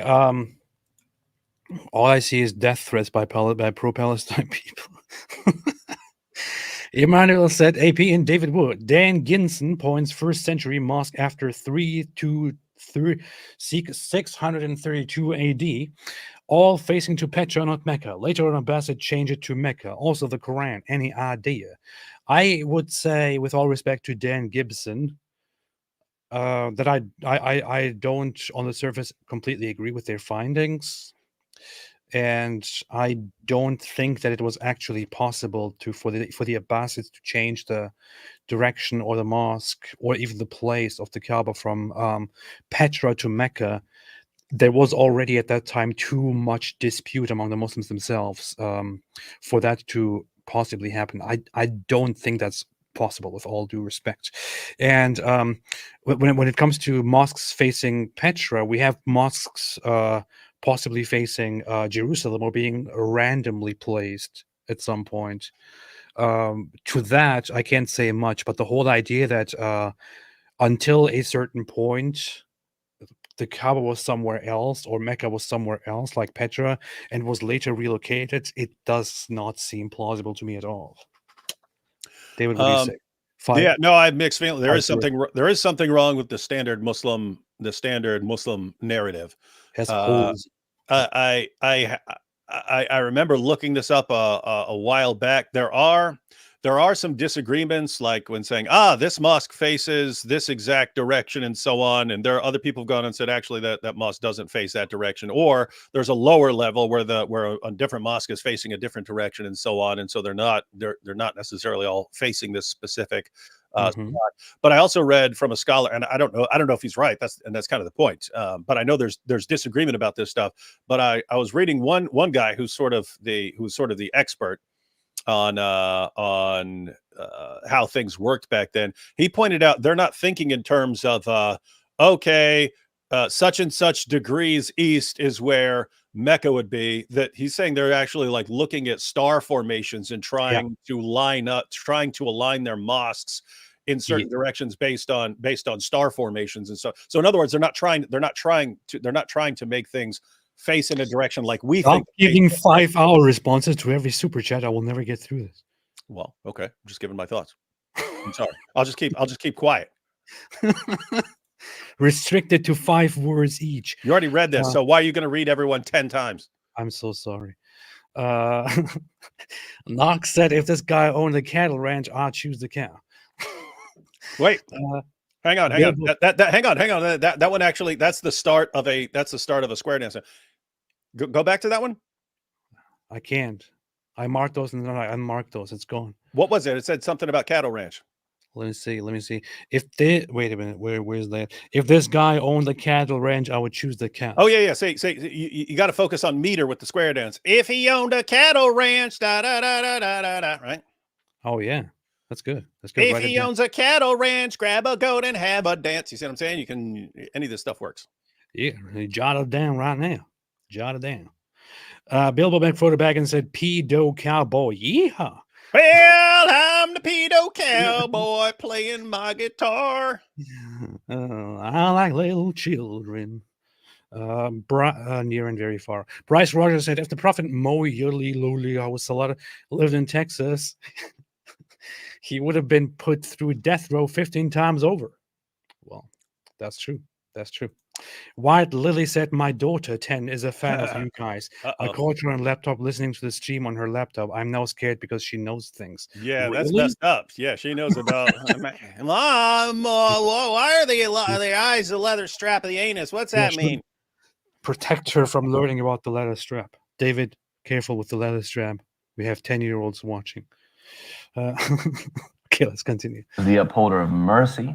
He was the upholder of justice, and he brought mercy to a people who didn't deserve it. A people who used to bury their own daughter. Prophet Muhammad, peace and... Oh God, same narrative over and over again. I mean, I can go to certain scholars who say that the whole narrative that the pre-Islamic Meccans were burying their babies or burying their little girls is extremely overblown and used as typical. I mean, this is even something that what's his name? I always forget the guy's name. One scholar that I had on my channel before of early Islamic history and pre-Islamic history even, he says that the whole narrative and the whole emphasis on the pagans burying their little girls is probably used in Islam the way it is often used in new cultures that demonize the past in order to justify their own, system that they bring. And that in reality, it was probably not that common for the pre-Islamic Meccans to do that, although it is undeniable that it was probably a thing. Killing your children or burying them alive or doing things like that, killing your girls was common in some of these cultures out of despair because they would be they don't have the means to survive. They think if we have a girl, we will not get any benefit out of this. She will only be a burden. She will suffer. We will suffer. Let's bury her. They actually did these things. It's pretty messed up. And yeah, maybe Islam came and said, this is evil. We shall not do this anymore. We shall only marry little girls and have sex with them. So in that regard, Islam definitely did bring some change. There's also some inconsistencies in how some of this stuff is used in Dawah. You can open a Dawah Muslim apologetics book or something like that, and they won't see any inconsistency between on the one hand, they'll massively exaggerate, and it was an epidemic of sending little girls off to their deaths, and they would just, everyone who had a little girl would throw her into the desert to die. And then you go to a later chapter and it will say, yes, so Muhammad allowed men to marry 4 wives, but that was just because there were so many more women than girls in Arab culture. It's like, wait a minute. If they're killing all the girls as infants, how are there so many girls? How are there so many girls in society that everyone needs to marry 4? Yeah, got some problems there. Pick one. Pick one. All the girls are dead, and so there are not enough girls to go around. Or there are so many girls going around that every guy can have 3 or 4. Yeah. I'm thinking of Robert Hoyland as the scholar who had some opinions on there. Quite some opinions on there. Yeah. Yeah. Let's continue. Blessings be upon him. Had character like none other, and this is attested to by his own wives, his own family. If he had harmed anybody, if he was some kind of psychopath, then of a surety after he died, all of the people who were happy to be free of him, would they not have come out afterwards saying, well, you know what, he was actually like this? And look, is this guy drunk? AP, because I mean, you don't even have to have a basic. You don't need an 80 IQ to see the problem with this. AP. If one of Muhammad's companions had come up after his death and said, "You know what? That guy's actually evil and should be condemned," what's going to happen to that person right there? Because this guy's saying that's what would have happened if someone knew something. They're gonna get buried, gonna get dusted. Have you ever, Muslim Cowboy, have you ever heard of the Ridda Wars? Have you ever heard of the wars, the war of apostasy, or the wars of apostasy, which ensued immediately after the death of Muhammad? You know what happened as soon as Muhammad died? As soon as Muhammad died, people didn't care about burying him and just and remembering him and doing everything for his body and all that. The thing that they worried about immediately was to establish a succession after him. A fight broke out, and across Arabia, different Arab populations that were subdued by Muhammad started rebelling and going astray, some declaring themselves as new prophets. And Abu Bakr, the first caliph after Muhammad, declared war on all of those, to crack down on them, to bring them in line and to massacre them, to make sure that there is no dissent, there is no difference, there is no rebellion, no heresies, and so on. It didn't go over perfect. It wasn't like all of the Arabs were like, "Oh yeah, Muhammad died, but we shall never go astray. We will protect what he left for us and go with that." No, there was a strict rule of obedience by the new caliph. All those who show signs of heresy or dissent were persecuted, and this is attested in Islamic sources themselves. If you want to hear from the non-Muslims who are not part of the club, you can see right in the Quran that they repeatedly accused Muhammad of being a liar, of simply making up stories that he, or simply repeating stories that he heard from others, repeating ancient stories, being crazy, being insane, and so on. We also see in the earliest biographies that Muhammad had people killed for mocking him, and so on. So, what are you smoking, Muslim Cowboy? What's the problem here? Plus, let's grant that Muhammad was actually a good guy and he didn't do any bad things. Right? I'm sorry, but he did establish a system of slavery, including sex slavery, which he never intended to abolish or loosen. He did marry a little child, and you can tell me that people in that time possibly accepted that as normal. And although that is contentious, I could grant you that. But the problem with everything that we're talking about here, the problem is that Muhammad is considered a perfect moral character for all times, and we simply can't have that. That's the problem here, Muslim Cowboy. Muslim Cowboy, don't distract from the fact that your Muhammad is a child molesting, rapist, murderer. We got to talk about that, Muslim Cowboy. Hey, Eli made a super chat of $200. Nice. $200, and contributed to this channel and made sure that we can do amazing things in the future with this. Thank you so much. Thank you so much. Thank you so much, Eli. I always appreciate it. He said, "Love you both. I love you too." Indeed, I do. Jesse said, "Did this maroon goat roper just insult the most respected atheist prophet?" He did. Yeah, and he was rebuked accordingly by Quran desecration, which, since he knew he would do that, he obviously wanted. MDD Ridic said, "Apostate Prophet, please do not disrespect the Prophet Muhammad. The Prophet Muhammad was a child molester, rapist, murderer, and an ignorant." He was a total pervert dope. Yeah. Most obvious false prophet in history. Hope that helped. What an idiot. Jesse leave a super chat if you want to talk to us like that. Yeah. Seed of Iblis said, "Red Dead Ramadan." I was actually earlier in the day. I was playing the game Red Dead Redemption 2 to get into the mood of being a cowboy. That's a very famous cowboy game, Dave. Alex Eubank said he would have to have balls to tell that to them Texans. You got that right. Sarah Al-Aqsa TV said, I'm late, so let me guess what happened so far. AP was late. Dawa Dude said toddlers were fully mature. Leather strap quotes, maybe a prison story. Everything completely right except the prison story. We haven't had that yet. Not yet. So yeah, that's pretty surprising, I'm sure. Ibij says, hi, David and AP. What happened to Hartoon? She's fine. Arya Wasserman said, Muhammad, be a good little Muslim cowgirl and flesh the belly coat. Arya, I love you. ES 1002 said, Ya Allah, Diya, oh yes, Diya, give me the silver. He just said, did Aisha reach puberty when they consummated? No. According to the sources, no.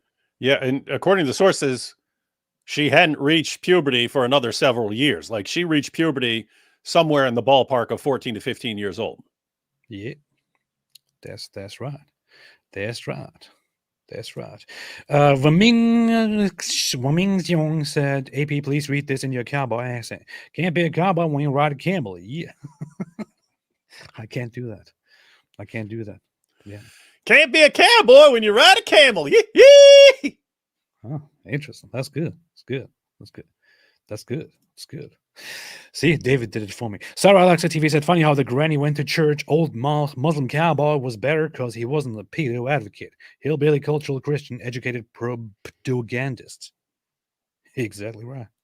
AF Iron said, how to an update? She's fine. Is it possible something bad happened and it was covered up because they didn't want the David Wood Islamic Armageddon he warned about? No, she's fine. David, do you agree that she's fine? Do you confirm that she's fine? Yeah. See, David confirms that she's fine. And I confirm that she wants people to not be asking stuff about her. Yeah. No matter how many times we make that clear. Tell us more. Gotta know. Atun says it's none of our business to leave her alone. So make her talk. Yeah. People, and finally, Knox said, David Wood had no business making me bust out laughing at selling crack to kids. Selling crack to kids is no laughing matter, folks. You heard it here. Arya Wasserman said, Alan, Muslim cowgirls with beards are sexy. They remind me of the Bill Goats roof. Ari, thank you. All right, let's continue. And we'll get back to the super chats in a little bit. We have this today all over the place. When people get locked up, they die, comes out, all of the stuff they used to do, all of this, their dirty laundry gets aired. Yet after he died, peace and blessings be upon him, what do we see? We see people talking nothing but the best praise about the best of mankind. You know what's funny? There's all kinds of things funny about what he just said. Muslim Cowboy, I recommend a book to you. Very short book. Very short book. Since you're interested in Islam, oh look, I have actually I have coffee stains on this one. No disrespect intended. It's better than the stains that were on Muhammad's garments. It says Introduction to Hadith Studies. Muhammad had Dia stains on. Yeah. It's called Introduction to Hadith Studies. It's written by a Muslim. Don't be scared. Written by a Muslim, Furhan Zubairi. It's called Introduction to Hadith Studies. If you read this book, and it's not a very thick book, it's quite reasonable to read. You probably don't read much as it looks because you don't even understand your previous religion. But read this book if you want to understand Hadith studies.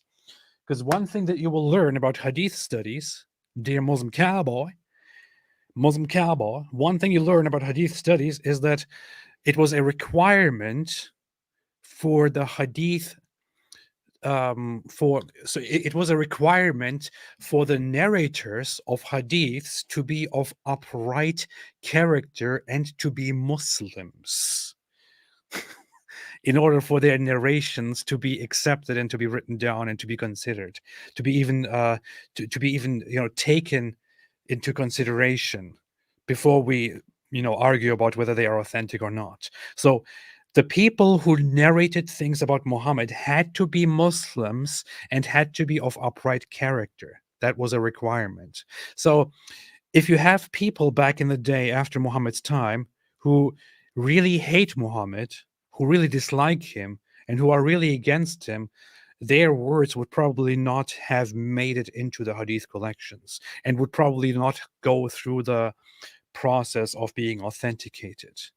This is the problem with the hadiths. If you have if hadith studies is based on this bias of only trusting the believers who are of upright character, then you can't get much good out of that, because there is already an inherent bias at the very beginning of it. So it's no wonder that you will read only good things about him according to your Islamic perspective.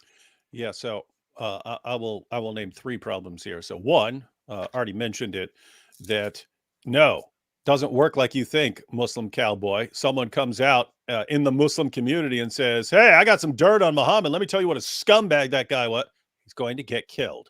They're going to kill him because you're not allowed to make fun. It's a death penalty. Making fun of Muhammad, criticizing Muhammad is a death penalty. It wouldn't be allowed. So acting like, oh yeah, anytime someone dies, everyone shares all the dirt on them. Yeehaw!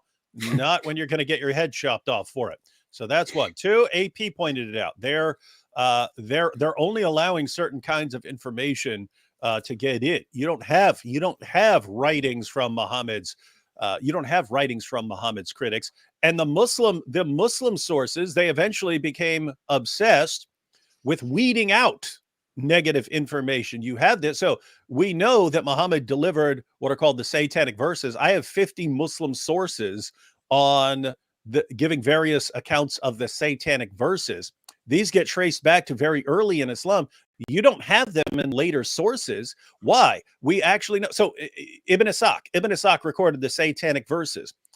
People like Tabari recorded it from Ibn Ishaq. He's like, I got this from Ibn Ishaq. We don't actually have Ibn Ishaq's actual book. We have an edited version from Ibn Hisham, and the satanic verses story isn't in there. Why? He actually tells us. He says, I removed embarrassing material from the accounts of Muhammad because this would have been offensive to people. So they're actively removing embarrassing information. You're saying, why isn't there more embarrassing information? So notice those are 2 things. The third thing is, think about what you actually have in your sources. This guy's banging little kids. This guy's, he proposes marriage to a baby at one point. He proposes marriage to a baby. This is a guy who takes the wife of his own adopted son after causing the divorce by lusting after her. This is the stuff you read. I mean, Aisha saying, and every time he goes to the mosque, he's just covered in semen, so I have to try and scratch it off because it's disgusting. These are the kinds of things you read about after they've taken out the embarrassing stuff. So how in the name of common sense are you getting, see, it's just read about him. He's so great. He's so great. And what are you talking about? We read about the guy, and we understand that when we were reading Sahih al-Bukhari, we are reading information that was filtered for centuries to weed out the worst stuff about him. And we still are absolutely repulsed by how disgusting this person was. And you're saying, well, he's so obviously wonderful that he must be a true. What the heck is this guy talking about, man? What are you talking about, man? What are you talking about, son? Muslim Cowboy. Oh, Muslim boy. Cowboy, you got What a problem. dope. You got a big problem. You don't know what you're talking about. He taught that Allah is gentle, right? And he loves people who are gentle. He was gentle when he was chopping the heads off of those 600 to 900 Jews. He was gentle when he told his followers to beat their wives into submission. He was gentle when he said, anyone who leaves this Islamic religion, kill him. He was so gentle when he called for the violent subjugation of the entire world. He was gentle when he had that woman tied up to those camels and had them run in different directions to rip her body apart. He was gentle when he pulled those legs apart of that prepubescent 9-year-old girl and banged her, and then taught his followers to do the same. He was gentle in all this stuff. He's so gentle, a gentle lover, a gentle prophet. He was a gentle man. What a gentleman. He's a good Southern gentleman. Ladies and gentlemen, he loves gentleness. Whosoever is kind to the animals, this is a good deed. Especially to the dogs. And the goats. Goat, pretty little goat. The environment, this is a good deed. He said, the best of you is the best to your wives. And he said, I am the best to my wife. He is somebody. Well. Muslim Cowboy. Let me tell you something here. I could be a complete bastard. a dirty, dirty bastard, and I could beat my wife black and blue every day, and I would say, you know what, folks? I'm the best to my wife, and I want you guys to be the best to your wives as well. Because you know what's best depends on my definition of best. According to Muhammad's definition of best, it's all right to beat your wife if she doesn't listen to you. It's all right to rape your wife if she doesn't want to have sex with you. It's all right to have sex with a little girl. That's the problem, Muslim Cowboy. You don't get it. You don't understand it. You got hate in your brain. Who every single person looked up to. And if you look up to him, then you will live every single person except those who had to die. Okay. A noble and a fulfilled life, rather than looking up to people like David Woodpecker, the crossdresser, and a Hey! the unstable sad man. Hold up. Wait. Let's listen to what he says. Okay. Let's count. We got to count up the insults. Look up to him, then you will live a noble and a fulfilled life, rather than looking up to people like David Woodpecker, the crossdresser, and Apus, the unstable sad man, who can't seem to get over the fact that he was once a Muslim and it consumes his life. David Wood, correct me if I'm wrong. Hold on. You're counting that as 6. I'm counting that as 4. So you're going with 6. I'm going with 4. No, I was just being very. You're being pretty liberal. I'm being pretty strict. On what I count as insults. Why do they always say crossdresser and leave out the fact that I was specifically making fun of Muhammad in that video? You have all these sources about Muhammad being in Aisha's garments, prancing around in his child bride's nightie. And I make a video trying to show, guys, if I were to put on my wife's garment, you would instantly think I'm nuts and use that as a criticism against me. But when your prophet does it, it's automatically fine. He's illustrating the point. But anyway, I counted 4. But hold on. Who in the world actually thinks woodpecker is an insult? I don't even understand how he puts these two insults together. He calls me a pussy, and then he calls you woodpecker. Yeah. Maybe it's because he's very respectful toward you, David. Yeah, no, I've been hearing woodpecker my entire life, but I'm just taking that as an insult because that's a 4-page Quran penalty there, Muslim Cowboy. 1, 2. We weren't going to do this. It's your behavior. Maybe we'll have this goat eat this page. I'm gonna wipe my butt with this. 1, 2, 3, 4, 5, 6. I'm gonna pick up dog poop with this. I'm gonna wipe my butt with this. I'm gonna pee on it. I'm fixing to do all those things. Muslim Cowboy, you don't know what you're dealing with. You a damn fool. Yes. Okay. Wrong, but did you not say that if Muhammad was a prophet, then anything that he was commanded, you'd have to be behind it? So the issue isn't whether Aisha was 9 when he consummated his marriage with her, but it's whether Muhammad is a prophet. Peace and blessings be upon him. Because I mentioned, like Muhammad and Aisha. So if I said, I find that problematic or something like that, if you somehow showed that Islam is true, in my mind, the way I think, I would be like, okay, well, if this is from God and I've got a problem with that, then I'm the one with the problem. I'm the one with the problem. All right. David, you're the one with the problem. You have problems, David. Why don't you just accept the fact that you have problems, David? And I need to believe God. I find it quite intriguing that you're coming after I find it quite intriguing.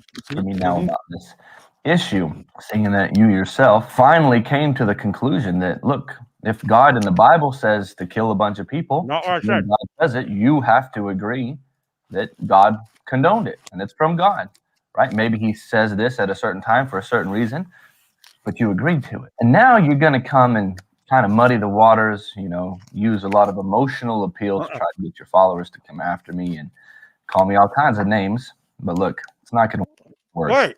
Wait, he's complaining about name calling? That dude's complaining about name calling? Hey, so just to recap, Muslim Cowboy, because you still don't understand. When we're talking about if we said prophet so and so in the Bible, had sex with a 9-year-old girl, we would not say that was okay. Fortunately, we don't have that. But if you did have that, we would not say it's okay. We'd say that prophet was either wrong, because prophets did things that are like clearly wrong, even wrong according to them. But also, there can be situations where we could say it's wrong and they just didn't know at the time, right? You can have situations like that. That's not what we're talking about. If I were to accept Islam, I have to accept Muhammad as this ultimate standard of conduct, and I have to accept that all this stuff is good. So if I had to accept your prophet, yeah, I have to become like you. That's horrifying to me. So I have to know what is the good evidence you have to show that this is somehow from God. And whenever Muslims give me the evidence, it's always something stupid. It's not even like, here's our argument, and you can kind of see what we're going after, but maybe you disagree. It's almost always just a flat out lie. It's almost always just a complete lie. And so, wait a minute, we have pedophilia, and if you convert to our religion, you have to accept pedophilia, and the justification for accepting our religion is a bunch of lies. So it's a bunch of perversion justified by lies. That's what I see in your religion. Perversion, disgusting things, horribly violent stuff, all justified by dawah lies. And we ask, is there anything better? And we get you. That's the problem, dude. And we're trying to make you understand it. You a damn fool. People. You're a fool. You're a complete fool. Somebody said earlier, Carfer said these are pros. Kids, don't try this at home. Exactly. I would want to add a disclaimer, a warning to that as well. Don't try this at home. Don't try this at home. This is very serious stuff. You don't want to do this at home. I pity the fool, said Rubens Lee. Let's see. Hector said a Muslim pedophile cowboy is terrifying, not just for children, but all the farm animals he has access to. I know. That's the problem. Yeah, you hear those? You hear over at Muslim Cowboy Farm, all you hear is... Sanke said David Wood uncovered Corinthian hair. Christian. AP, same hat as America's #2 child sex advocate. Atheist. Draw your own conclusion. No, it's different because AC's got an American flag on that. That cleanses it. Yeah, that cleanses it of all connections to the Muslim Cowboys pedophilia.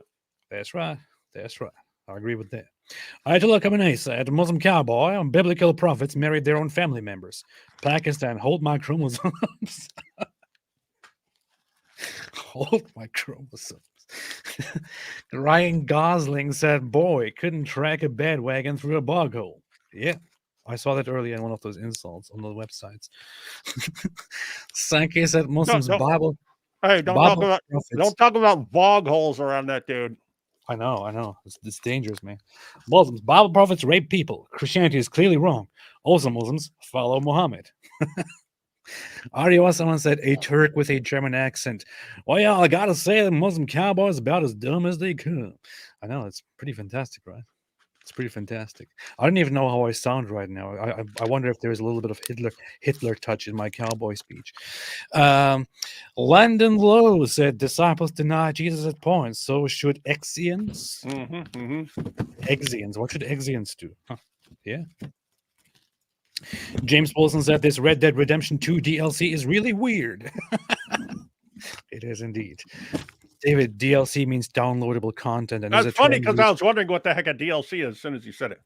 Oh, yeah, it's called downloadable content, and it's usually used for expansions for video games. So the joke here is that this is an extension of that game. See, yeah. I have to explain it to the boomers here. Mr. Rock said also, didn't Lot's daughters deliberately get him drunk so they can sleep with him? The man is a victim. Yeah, that's right. That is exactly right. What happened to the narrative. Just since we know Muslim Cowboys watching right now, let me break down the story a little more. So the takeaway message is Lot. When Lot and Abraham are deciding where to go, Lot decides he's going to go live in Sodom. And the idea is if you got an area where you have a bunch of horrible people doing horrible stuff, probably don't roll up in there as a good place to raise a family. So anyway, Sodom and Gomorrah get destroyed. Lot and his 2 daughters go up and hide in a cave. They actually think that the entire world has been destroyed, right? Because they don't know that just a couple cities have been destroyed. They think God has wiped out the entire world while they were hiding in a cave. They think the world has been judged.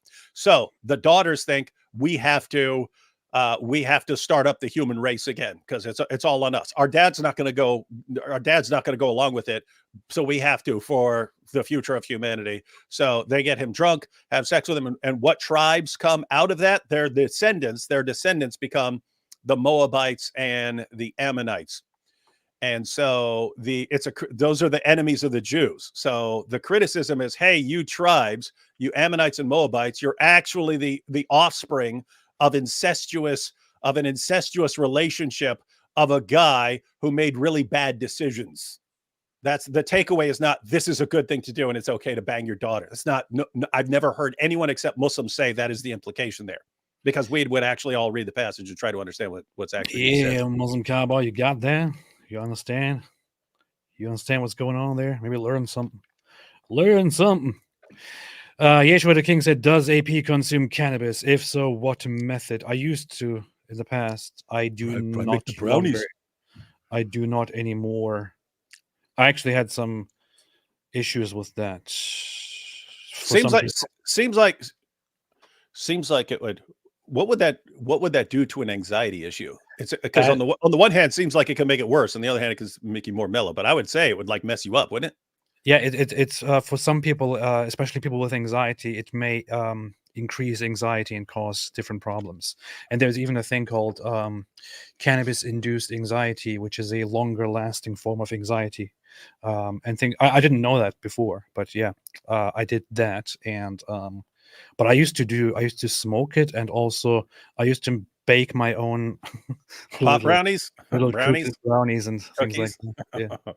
Yeah. That was pretty nice.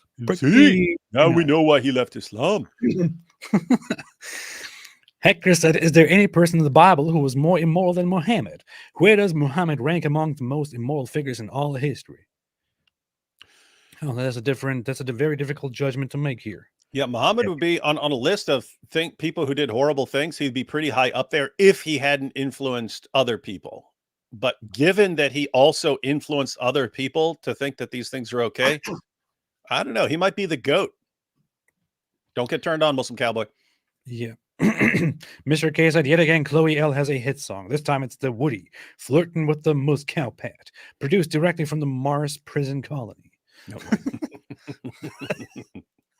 Penal colony. Chris Spinelli said, Muslim Cowboy, 9-year-old bride, old enough to ride. Audio on Mercy, Franco-Arabic for jizya.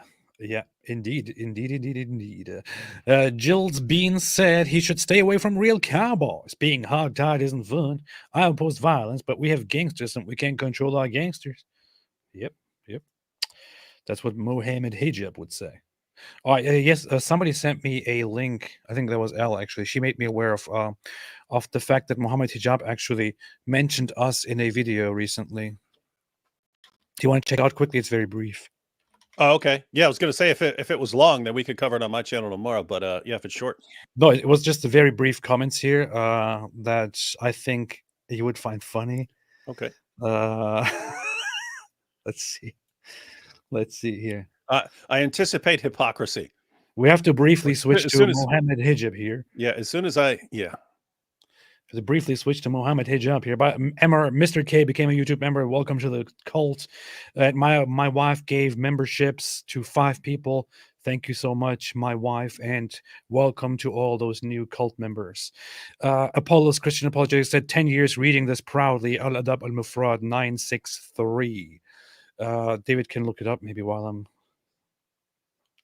beginning to play this. 1, 2. 1, 2, 3, 4, play. You ready, yeah? One more, last one. Okay. Then Nahum, who? 7777 says, Hijab. The guy can't even read the username properly. He just did 5 sevens. Got cooked and starts acting like a little child. Hey, this is the guy who actually fed Ali Dawah the grapes. Yeah, this is the grape feeder. That's the grape feeder. Child. Dude, can you imagine that?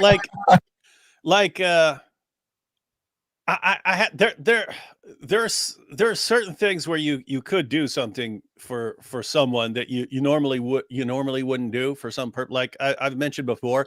Nabil had me shave his back on his wedding day because he didn't want his wife to see how disgustingly hairy he was, and I was like, he's like, hey man, can you shave my back? I got some clippers, and I'm like, no, I'm not shaving your freaking back. What the heck's wrong with you? He's like, come on man, I'm getting married. You're gonna see how hairy I am. It's disgusting. It's like okay, this is what friendship with this guy is, right? But anyway, it's reluctant. I mean, like feeding grapes to a dude. Hey, yo, because I was gonna be having this. I want you over here being the real man and being like the hoodie that hands me grapes in paradise, yeah? And you're like, okay, well, I'm Smiles to Jenna. Here, I'll feed you grapes. What the heck, man? So notice it's not like okay, I have to do this because we're friends and it's a really special day for you. It's just, oh, you want me to feed you grapes? What else you want me to do for you, Ollie? Whatever. I'm down for anything. What the heck, man? Yeah. So this is the guy who's pretty dumb, and he feeds grapes to people. Grape feeder. Sure. I don't even know what he's talking about. I think he's talking about the David Wood one. What? Oh, really? Yeah. Why? Let me tell you something. Tell us something. And this is something they can put in the hijab museum. Mm. Yes? Don't get out of line. David Wood has engaged with many people. You ask David Wood, what was your most memorable moment? There's no doubt he's going to mention the hammering his father. They think that's he's gonna funny. mention the champ. They think that's funny. Oh. David? Yeah. Do you want to respond to this by quickly doing something new? No. Let's see where they go with this. Okay, I'm going to quickly respond. You got to hear people out before you assess their penalties. No. Before you assess their penalties. Okay. Piers Morgan has engaged with many people. I'm not going to say the most memorable moment, but you ask that boy, Yo, why you stuttering? Was one of your most memorable moments? He's going to mention the champ. That's what he's saying. He referred to Piers Morgan as the boy, and he says one of the most memorable people that he will mention if you ask him is the champ. And by the champ, of course, he's referring to himself. This is what that's nice, man. The champ. You know what? There's a degree of truth in what he's saying as far as his impact, but it's not like he's thinking like, aha, I crushed these guys. And what you do is you change our perspective of Muslims all the way up until that. I can't say just that event. It's sort of like that general time period. There's a couple year time period where in my head for many years, because early on I'm interacting with like Nabil when he's a Muslim, and I had Muslim friends along the way, interacting with Muslim friends and their families and so on. And I see all this stuff in the Muslim sources, and I was like, okay, but most Muslims don't know about this stuff, and most Muslims aren't doing this stuff, and therefore I don't have a problem with most Muslims. I have a problem I want to show them what's in their sources so that they can make an informed decision. But I don't have any special desire to be offensive in any of this stuff. Yeah. Once I got to hijab, and then I see what happens afterwards, and it's like, wait a minute, here's a guy who. I'm forced to agree to all these conditions to have the debate. Then he violates all the conditions. They cheer for him as he's breaking everything he agreed to, and they just don't care, and they run their mouth. It changed my perspective, and it's like, this is more normal than I'm aware of. This behavior is more normal, and these are people who will rally around absolute deception and absolute lying, and they love it. It changed my perspective to where, and then with all this stuff, and I'm going after your wives, and golden showers, and seeing people celebrate this. Keep in mind, see, before this, when I'm thinking of Dawah guys, I'm thinking of like Shabir Ali. Very, very obviously don't agree with his claims, but very nice, very respectful. The Muslims you interact with when you're at, at an event with someone like Shabir Ali, very, very respectful Muslims and so on. So that's the impression you're getting, and you're modifying your behavior to align with the idea that, hey, these are people that I want to get along with, and I can get along with, and they can get along with me. Even if I'm being critical, they understand, okay, I don't believe in them. And lots of them say, oh, okay, it's okay to, it's okay to criticize. Just, don't be deliberately mocking and so on. I would do it in certain cases, like islamicize me, but I mean, that's geared towards certain events. I mean, this is islamicize me is about a couple of guys who convert to Islam and decide to go like murdering people at a cartoon contest. I make fun of that sort of thing, but I'm not just making, I didn't have a problem with Muslims in general. After Muhammad hijab, I just started thinking more and more like, why am I being nice with this stuff? Why all these guys defending child marriage and all this? Why am I being nice about this stuff? Wait, now, and when he says, I'm going to go after their wives instead, and then I see all his fans rallying around him and very few people calling him out. It's like, wait a minute, if most people were calling him out, then I would still say, okay, it's still a minority thing. But when everyone just seems to be rallying around him, it becomes, why am I being nice with this stuff? So you know what? If these guys are crossing lines, I'm crossing lines. I will eat your book in a second. So all you people who are worried, look what these guys are doing. Hijab and this entire crew in that period where Dawah shifted from people like Shabir Ali and Zakir Naik to guys like this, Ali Dawah and Muhammad Hijab and Daniel Hakikachu and so on, that did have a big impact. And don't say period. You're making them very nervous and very horny. David. Wait, what are you doing and dressed like Mike Winger, man? David, correct. You're dealing with the champ here. You're dealing with the champ. Let's talk about this. I mean, everyone knows it's true. Everyone knows that Muhammad Hijab here, right, together with Ali Dawah and whatever their names are, right, they interacted with many people. And when you ask them what they remember the most out of everything, they will mention the king. They will mention the king. They will never forget the king. That's what's happening. That's what's happening. It's the reality of the situation. Alhamdulillah. Let's continue. Yeah, one second. I wanted to mention one thing as far as my actual perspective on hijab. Yeah. Okay, I believe these guys. I know. Okay. I believe all these guys are so horrible for Islam because they're just changing.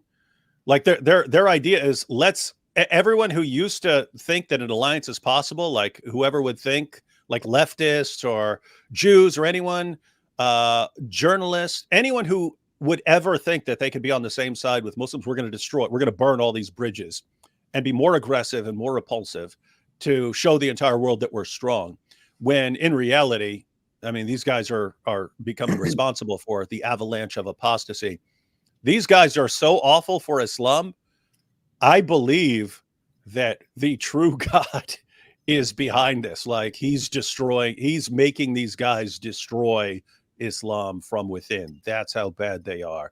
Yeah. And so I love it. Do they really think that we're like, oh no, we had to deal with Zakir Naik and Shabir Ali in the past, but now we don't know what to do because of Muhammad Hijab. It's more like, oh, this is awesome. People are rallying around Muhammad Hijab. This is so cool.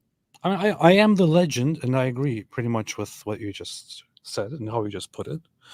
And I'm pretty sure deep inside, these people, they agree with it too. Well, let's continue and see what else he says. Right? You ask, for example, was the sky cosmic, or anybody who's engaged with me, Apus, all these ones. All right, I didn't want to do this.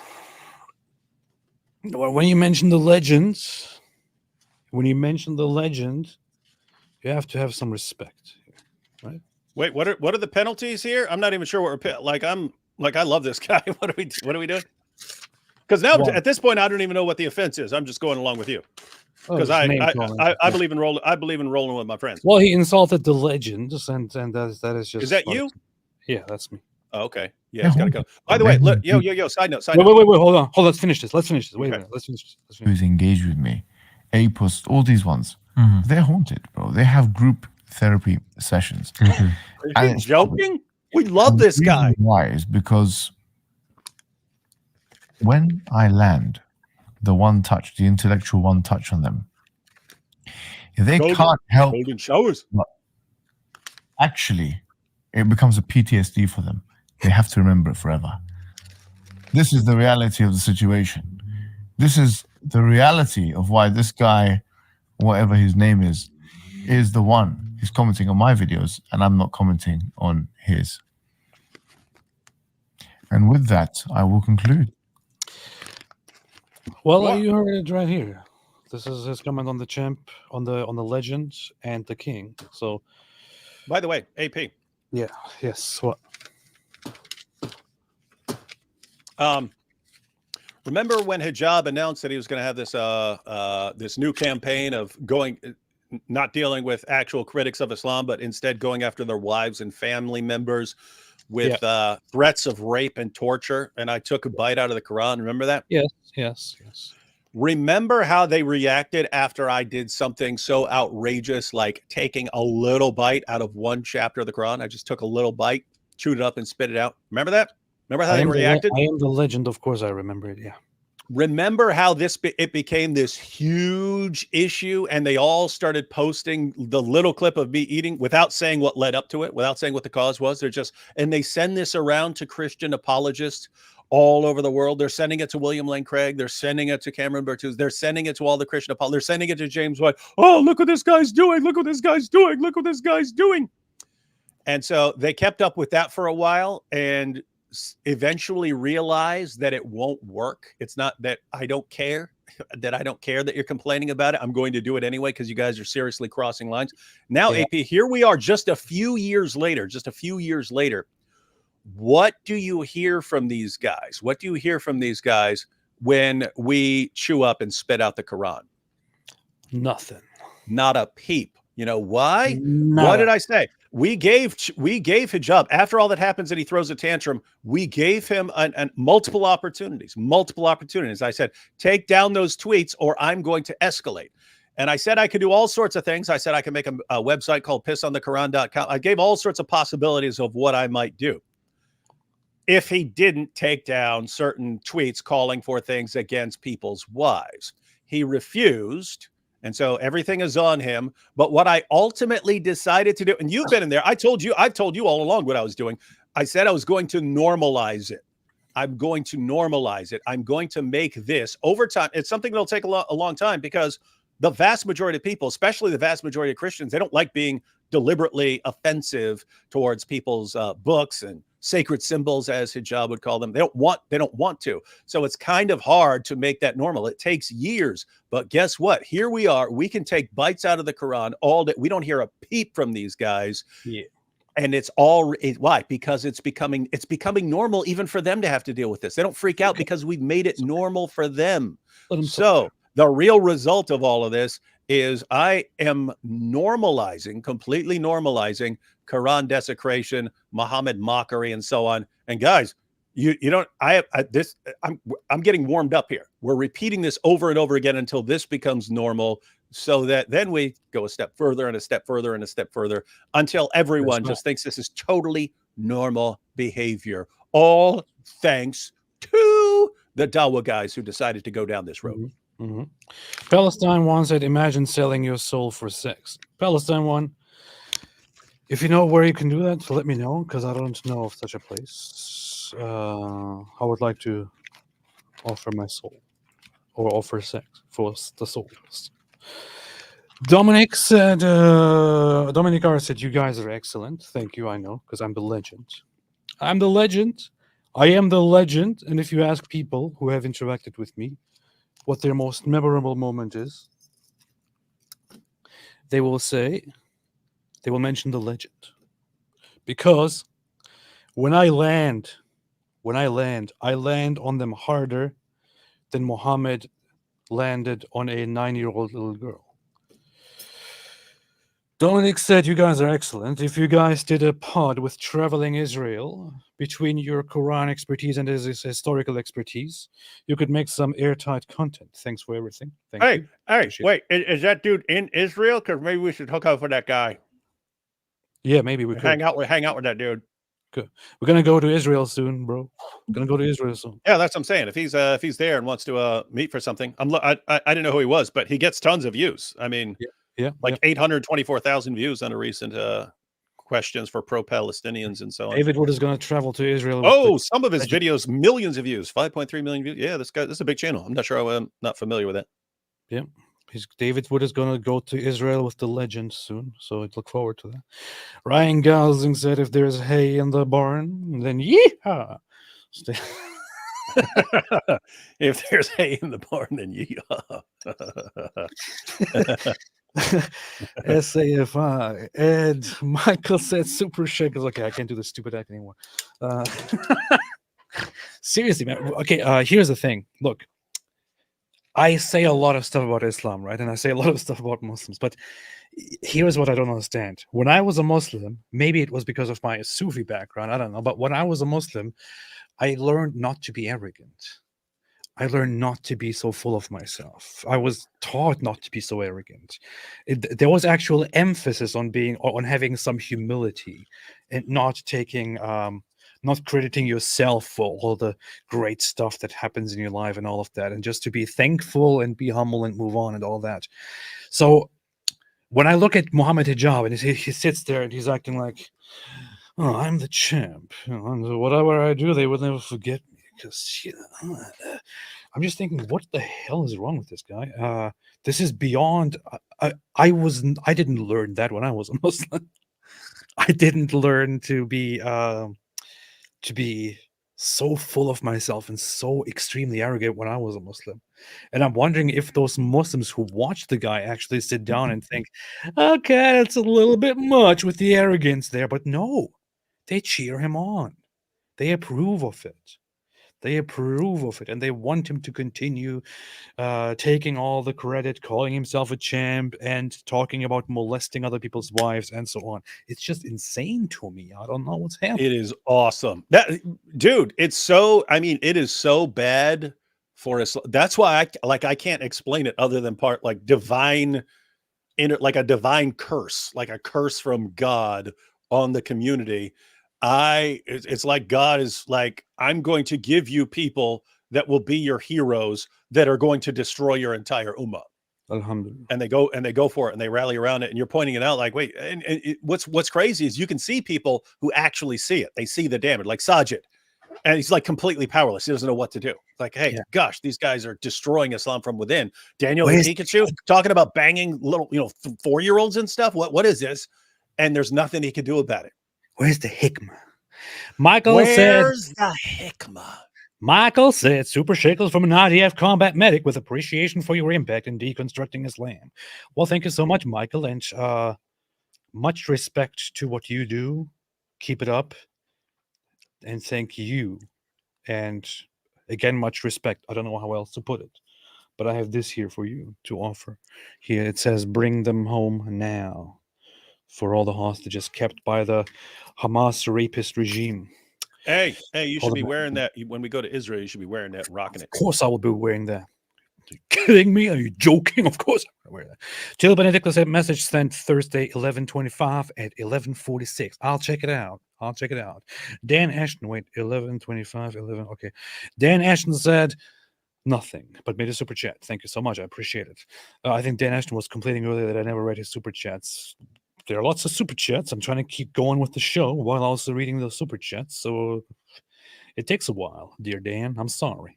I apologize. And I'm sorry that it doesn't go exactly the way you expect it to go. But I'm trying my best here. Be a little bit charitable, please. But I appreciate it. Running Decade X said, "An upholder of justice, upholder of mercy, an upholder of justice who brought mercy, upholder of mercy who brought justice, camel urine and war, etc." Risotto Eater said, Asim al-Hakim said it's haram to wear a cowboy hat because it is imitating the disbelievers, so isn't him being a cowboy haram? Well, I would say that is probably there is probably some difference in opinion there. Like when I was a Muslim, I would probably not find people or not personally agree that it's haram to do that. Asim al-Hakim can have some very very strict observations on things like these Saudi Arabian and other similar Salafi Muslims do.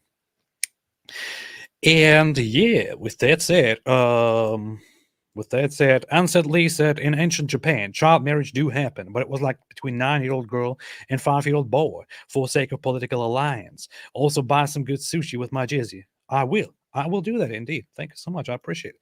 Dan Ashton said, did you guys see Tommy Robinson's screening of his documentary in Telford today about this subject? He claims to expose how police covered up grooming gangs for decades in UK. Did you see it? I have not personally seen it, but I know what he's talking about, and I'm going to check it out later. I'm in touch with Tommy Robinson. I will check that out. Thank you. Yeah, I haven't seen it. I mean, maybe we should watch some of it and try to get him on show with us to go through some of it. But yeah, they had the big report that I haven't read, but they had the big report on the Rochdale grooming gangs and how police, social workers, prosecutors, everyone just let this happen for decades because they're worried about being called names if they actually prosecuted guys who were gang raping little girls. So anyway, yeah, lots of it's crazy. Like Tommy Robinson's viewed like public enemy #1 by the media out there and stuff. And what's he doing at the end of the day? He's exposing like pedophile grooming gangs. That makes him like the worst person in the world, according to you. It's sick stuff. You know what? In the past, I was kind of I had my restraints when it came to Tommy Robinson. Since this whole thing happened, I think actually during the time of when we were talking about another individual, but especially after October, I got in touch with him. I have been in touch with him, and I would say, given all the circumstances, given the reactions, given what he deals with the legal aspect, with the law, with the authorities, and the Muslim population, the guy is doing an amazing job, and he's very brave. He's doing heroic work, and I appreciate it and respect it. Pretty much. The Heavy Hearts Show said, I think Muslim Cowboy is in an identity crisis. Well, I think the Muslim Cowboy is a pedophile. How about that? PBUM said, AP, I liked your reaction yesterday of David not reading my book. Rude. Still debating with my girlfriend for naming my new cat Allah. I just got a little bit confused. Yeah, I always thought you were talking about your girlfriend is 4, and I was like, oh, this a Muslim Cowboy fan here. What a Muslim Cowboy. Wait, is this a Muslim Cowboy commenting? I thought the very same thing because his girlfriend, and then it says 4, and we are already dealing with the topic. I thought, wait a minute, what? Naming my new cat Allah, that's a good idea. Muslim Cowboy sounds gay. It does. I'm playing Red Dead Redemption 2, and I named my horse Allah. That's as close as I can get to that, but yeah, I'm writing Allah every day. Dan Ashton said, please respond to my previous super chat, guys. I will not respond to your previous super chat because I already did. Aban Zairuddin said, hi, AP and David Wood. Off topic, are you in touch with Islam Critique? Great job. Yeah. Yes, we are. Ryan Decadix said, is the anus the bag or satchel of the ass? It is the satchel. It is a satchel. Ario someone said jizya stains. Jizya stains, ka-ching. You have a good sense of humor, Ari. I appreciate that. Charles 714 said Islam washing. Yep, they're Islam washing everything. Alfonso Lapocha said, AP, if it's okay to ask, what's the Islamic justification for FGM for those sects that practiced it? I made a video on this issue. I did too back in the day. I made 2 videos about this, one as recent as a year ago or so. David also has videos on this issue. And I would even agree that like female genital mutilation, I would even argue, be very charitable. I would say it's very hard to prove that Muhammad actually said anything about it or that Muhammad actually instructed it. I think it might very well be true that Muslims after him ran with a tradition, ran with a thing, with something that is just culturally done, and so they you do have it in the hadith passages where like Sunan Abu Dawud, Muhammad says, just cut off the tip and stuff, and you have Aisha talking about sex as the meeting of the circumcised parts, which suggests that it's just taken for granted that the girls are circumcised, but you don't have a lot of clear stuff talking about it, and so there is wiggle room, and that's why you have some Muslims who support it and some Muslims who don't. Yeah, and it's kind of a situation where if you're in an area and a culture where that has been a traditional practice, then you can find what you're looking for in the Muslim sources. And if you are in an area where they think that female genital mutilation is bad, you can say, okay, that hadith isn't the greatest, and just because Aisha said this doesn't mean that we all need to do this and things like that. Don't do female genital mutilation. Reserve your stuff for the pedophilia, for the pedophiles instead. Dan Ashton, all within the scope of the law, of course. Dan Ashton said, "Did you guys see Tommy Robinson's screening? You made a super chat. I'm just going to read it. I know, but he made this super chat twice. Oh. So, yeah, sorry. Okay, we'll read it again then. What the heck? Sorry, I didn't see this earlier, Dan. I hope we already responded to it, and I will look into that. Dan, I'm very sorry. I apologize humbly, and I hope you can forgive me. Ari Osman said, I thought he said, I am the best of my wives. Who said that? Running decade, how can you guys put that filth in your mouths? This is like what this. Yeah, it's what we do. It's what we do. Urinating upon one another. That's what they do. That's my favorite sound now. And finally, Charles gifted 5 Apostate Prophet memberships to enlarge in the cult. Thank you very, very much. Now let's continue. Stand behind what I believe in. I stand behind my book that I believe in. Don't stand behind a goat, dude. Do I reject from my book? So unlike you people, I'm willing to stand up for what I believe in. I stood over him with the hammer. Unlike you people, I sent out. What are you talking? Cowboy? Yeah. What are we doing here? I believe that pedophilia is disgusting. Yeah. And the people who advocate for pedophilia are disgusting, sick pieces of shit. And I'll stand by that belief. So I don't know what you're talking about. Yeah. Muslim Cowboy, I believe that an 11-month-old baby who gets precocious puberty isn't a grown woman, and no one should be even thinking about having sex with that 11-month-old baby. You say the opposite. No, an 11-month-old baby who gets precocious puberty is a full-grown woman, and you are completely willing to smash her because your prophet would do that sort of thing. Okay, I find that absolutely disgusting, and I'm willing to stand by that and defend it. Alhamdulillah. Beautiful, sir. Reject from my book. So unlike you people, I'm willing to stand up for what I believe in. I stood over him with the You better be careful there, Muslim Cowboy. hammer. So I drew back my arm and came down on him with all 230 pounds. I didn't know how fast blood could come out of someone's head. I didn't know how fast blood could come out of someone's head. Is this supposed to be an insult? David? I want to say something very quickly, David, before you give your response to the situation. My response? Yeah. Muslim Cowboy. Now, you got a man here who tells about his past and who tells about how dark and how bad the past is. And he speaks of transformation, becoming a better person, going a new path, a path of light, a path where he leaves the darkness behind. And you think it's a great idea to talk about his past as if it was the present, as if it was the future, and to show that to the world and say, look at who this guy is. Look at the bad things he's done. Muslim Cowboy, the guy repented. The guy changed. He moved on into the light. He left it all behind. He's now better. Shouldn't you be focusing on the better man in front of you? Yeah, isn't it like, here's what's interesting. So you've got me before I'm a Christian, and then becoming a Christian makes my behavior better. I don't do that stuff anymore. This guy converts to Islam and suddenly starts thinking that banging an 11-month-old baby is a good thing to do. And he doesn't get it. He doesn't get it. Guys, can you imagine if instead of becoming a Christian, I had joined this guy and said, wow, you know what's real cool? The Muslim Cowboy. Yee-hoo! What the heck? What would I have done? What would I have done if I joined that religion?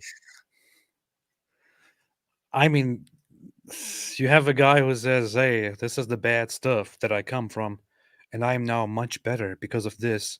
And you come here and you're like, look, this guy was a bad person. Well, yeah. Well, yeah. You're one dumb son bitch, Muslim Cowboy. Yeah, I can only count that as one. I counted as 15.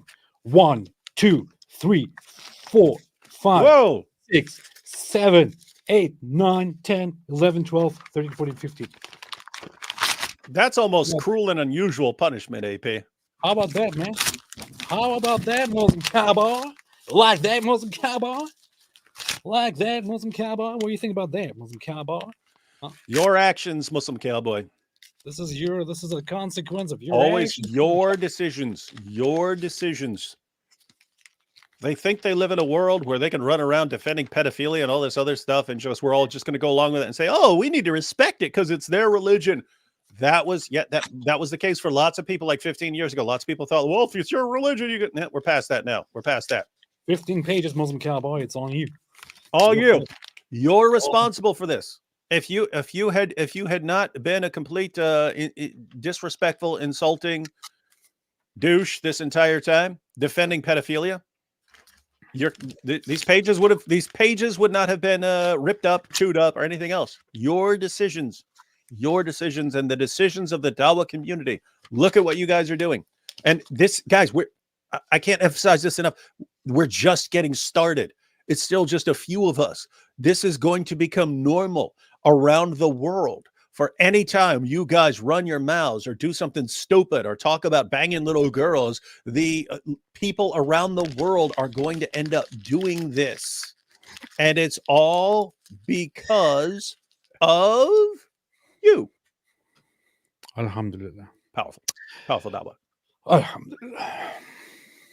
Are you willing to do the same? I highly doubt it. Yeah, I'm willing to do the same. So, Blood could come out of someone's head. David, are you willing to do the same? Well, I highly doubt it, considering. yeah, how about when we meet on high noon? Wait, what did he say? What did he say? Am I willing to do the same? Same what? What's he talking Stand about? by your beliefs. Stand behind your beliefs. That's what he's saying. Yeah, that's what I'm doing right here. What's crazy is I was even willing to do that before I was a Christian. Here's what I believe. Here's what I'll do. And okay, now I'm a Christian. Now I'll here's what I believe. Therefore, here's what I will do. But I don't believe in the Quran, and so I don't believe in banging 11-month-old babies. You pervert. What? That's very controversial. I'm willing to stand up for that. You're crying because we're actually he's crying because we're standing up for what we believe. Muslim Cowboy, I challenge you to a duel on high noon, and we'll see. We'll see if you can stand by those words of yours. And what happens in that hotel room when you and a pussy travel together. Brothers and sisters. What?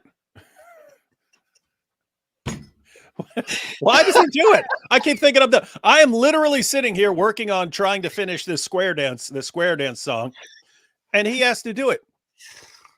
Look at this. Blood could come out of someone's head. David, are you willing to do the same? I highly doubt it, considering what happens in that hotel room when you and a pussy travel together. Brothers and sisters. Now, Muslim Cowboy, gotta tell you one more thing here. Well, usually when you insult somebody, that's two. It's he called you a name, and what's crazy? His prophet goes around with semen stains all over him, and I think, when you guys travel together, have we ever shared a hotel room? We actually haven't. Yeah, I share hotel rooms all the times on trips and stuff. I don't share hotel rooms because I like my privacy. Yeah, the fact that he thinks, if two guys are together, they must be doing something. Dude, your prophet literally walked around covered in semen. What else do you need to see? What else? I mean, what else do you need? Oh boy. Muslim Cowboy. When you insult somebody, the insult is good if it's actually close to accurate. If you're just making up things here. Yeah, notice he's just making things up. And of course, go for the sexual thing because you seem to have an obsession with sexuality, not only for goats, but also for little kids. And now it turns out, since you associate sharing a room with somebody with having a sexual relationship with them, probably also for other folks of your own gender, I would say maybe you should reconsider your approach here. Putting yourself in danger here, Muslim Cowboy. I don't know, Muslim Cowboy. It's not going good for you. But here, how about this? I got 2 pages for y'all. And guess what? I'm going to go in and add another one right here. Look at this. Another page right here, right for you. This is all you're doing. This is all on you. Here. Actually, I've got 4 pages right here. Look at this. Look at this. Hey, this song is stupid, man. La la la la la la la la. La la la la la la la la la. Make it rain, Quran pages. Make it rain. Make it rain. Yeah. Okay, fantastic. See what you did. Look what you made me do, Muslim Cowboy. David, next time, make sure to put significant Islam symbol with mu, beard, and hat when you dress in Aisha's garment so they can't twist your words anymore. Oh, that's a good idea. That's a good idea, man, David. You make a note of there? Wait, what? David, next time make sure put significant Islam symbol with mo, beard, and hat when you dress in Aisha's garment. Oh, yeah, put something on the screen. Yeah, guys, I'm completely serious about I want to remake that video because it was old and it was low quality. I want to remake that video, but the remake of the video is going to be making a very important point. All these Dawa clowns, they lie. It's not simply that they're wrong or that we have a difference of view. They just flat out lie. You can say something true about Muhammad. You're a liar. Yeah, you can say, here are all these sources showing that your prophet had sex with a 9-year-old girl. And their response will be, oh, but Rebecca was 3 and Mary was 12, according to the Catholic Encyclopedia. Okay, those are lies. Those are not responses. Those are not criticisms in response. Those are lies. They're flat out lies. And what I'm going to be showing is, if Muslims want to lie, I'm not going to encourage people to lie in return, but I'm going to encourage people to no longer give the benefit of the doubt on anything. You're not getting the benefit of the doubt on anymore. Not on, so in all the passages where Muhammad's in Aisha's garments, there are all these other suggestions of what that means. You're not getting the benefit of the doubt anymore. When it's Muhammad's covered in semen stains, we're not, you could give him the benefit of the doubt and say, okay, he was just using his own garments that he wears to the mosque as a semen rag. When he's banging all his wives and so on. That's disgusting. That's disgusting enough. If all we knew was that would be disgusting enough.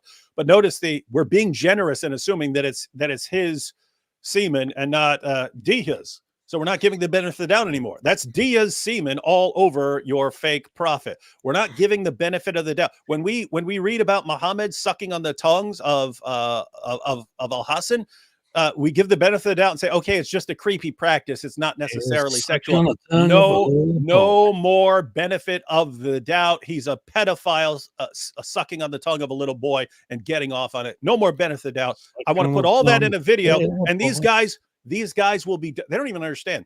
I knew when I was doing it, which it sucks because the reason they use it more now is because I took all my old videos down.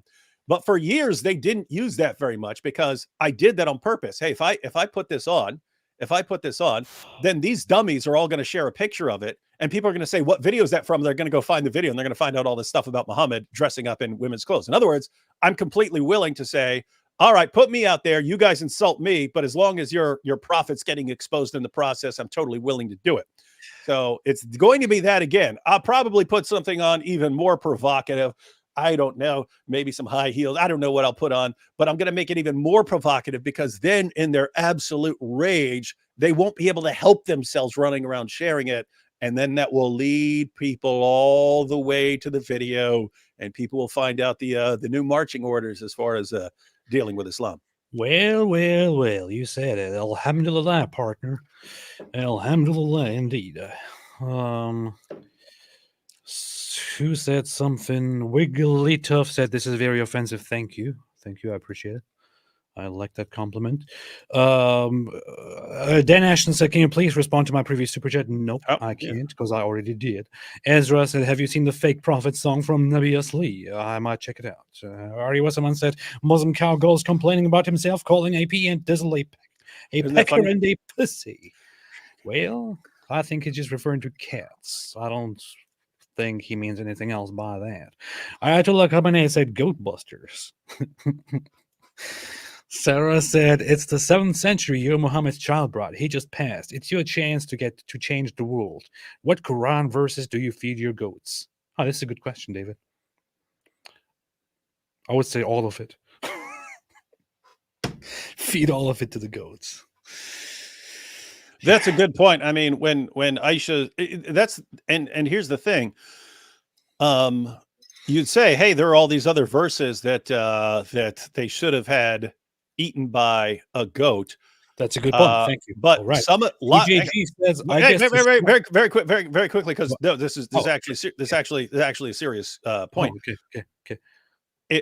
It looks like Muslims had lots of other Quran verses memorized or written down in other places. So Aisha only has what she has control over, and she apparently was the only person with a copy of Surah 33. So that's what she can actually have edited. So yeah, there are all sorts of other things in the Quran that we would love to have been eaten by a goat or a sheep, but couldn't happen, unfortunately. Other people had it, not what Aisha had. Yep. 5 silver pesos made another super chat of $100. Very much appreciated, dear 5 silver pesos. I appreciate it very, No, very that's much. false, because we're going to watch the Muslim Cowboy's testimony, and nope. 5 silver pesos made a $100 super chat. Very much appreciated. Said never cool to mock someone's testimony. That's the beauty of Christianity. No, we're probably gonna mock his testimony, because I mean, just based on what we've seen, it's gonna be something like, I was going around just living a regular life here in Texas. I was gonna work a job, and all of a sudden I converted to Islam. And that's when I found out the glories of banging 11-month-old babies. No, he's gonna say I was living my life here in Texas, just doing regular cowboy things. But then I decided, I thought about the Trinity. It didn't make any sense to me. Then I traveled the world and studied all the religions, all of them, and I read all them books, and I finally concluded, out of all of those, Islam is the right one. So I converted. Probably very much what he's gonna say. The dumbest thing in the world anyone can ever say, and yet they say it every time. Kamar said, awesome, mates. No, you are awesome, Kamar. You are awesome. You are awesome. You don't even know it. Thank you. Appreciate it. The time right now is better than any other time. Once you recognize that there is no other truth from your Lord except for Islam, that there's only one God worthy of worship, that he doesn't have sons or partners, sisters, roommates, uncles, brothers. He wasn't himself, then God doesn't have uncles and brothers? Huh. Became himself, then killed himself because he himself could not forgive the sins of the people that he himself created. If you have a hard time with concepts like this, wait. If you have a hard time with concepts like these, I have a surprise for you about Islam's whole arrangement of Allah creating people to make them sin and then punishing them for sinning. Yeah. Despite the fact that he created the very place of sin to begin with, and so on. But yeah, continue. Yeah. Allah wants us to sin so that he can forgive. But here's another instance where the dude doesn't even understand his own sources. According to the Quran, when people have sins as heavy as a mountain, Allah can't just forgive them. So he punishes Jews and Christians for the sins of Muslims. That's what your prophet said. You're mocking it. You're saying, why can't God just forgive all those sins? He's not big enough to forgive all the sins. Your God says he can't let that slide. That's why he has to put those sins on the Jews and Christians. Like, how does this guy? He's been a Muslim 10 years. Yeah. Wow. Yeah. That's how it goes.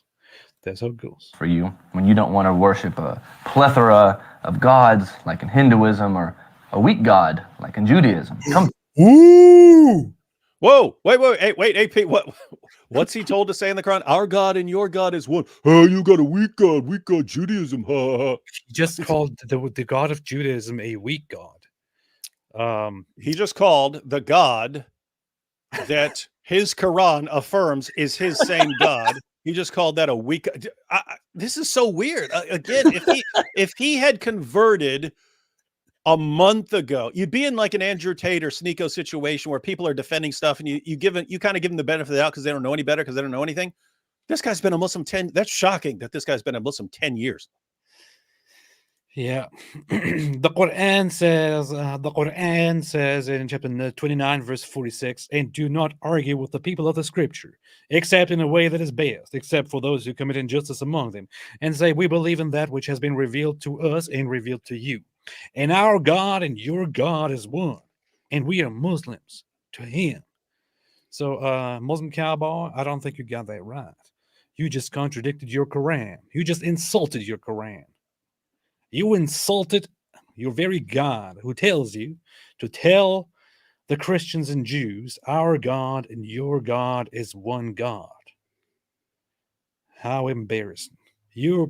I said it, I'll say it again, you're about as dumb as they come, Muslim Cowboy. You got a problem here. Hey. Yeah, this is a very ridiculous statement here. Actually, he just said that the God of the Jews is a weak God. How do you even consider the God of the Jews? Like, let's say you have an issue with the Trinity, right? What exactly can you say about the God of the Jews? What? It says weak God. Weak God. Dude, I'm actually serious here. This guy, he's like becoming multiple things he's saying.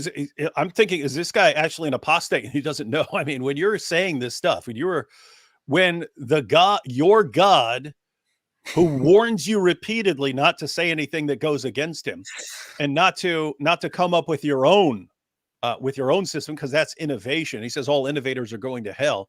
When your God is saying all these things, and you're contradicting him and mocking, when he says, hey, what you are supposed to say to Jews and Christians is our God and your God is one, and you've got a weak God. Okay, so unless you're saying, so you're either saying Allah is weak, or you're saying the Quran is wrong, that you guys have the same God. Yeah.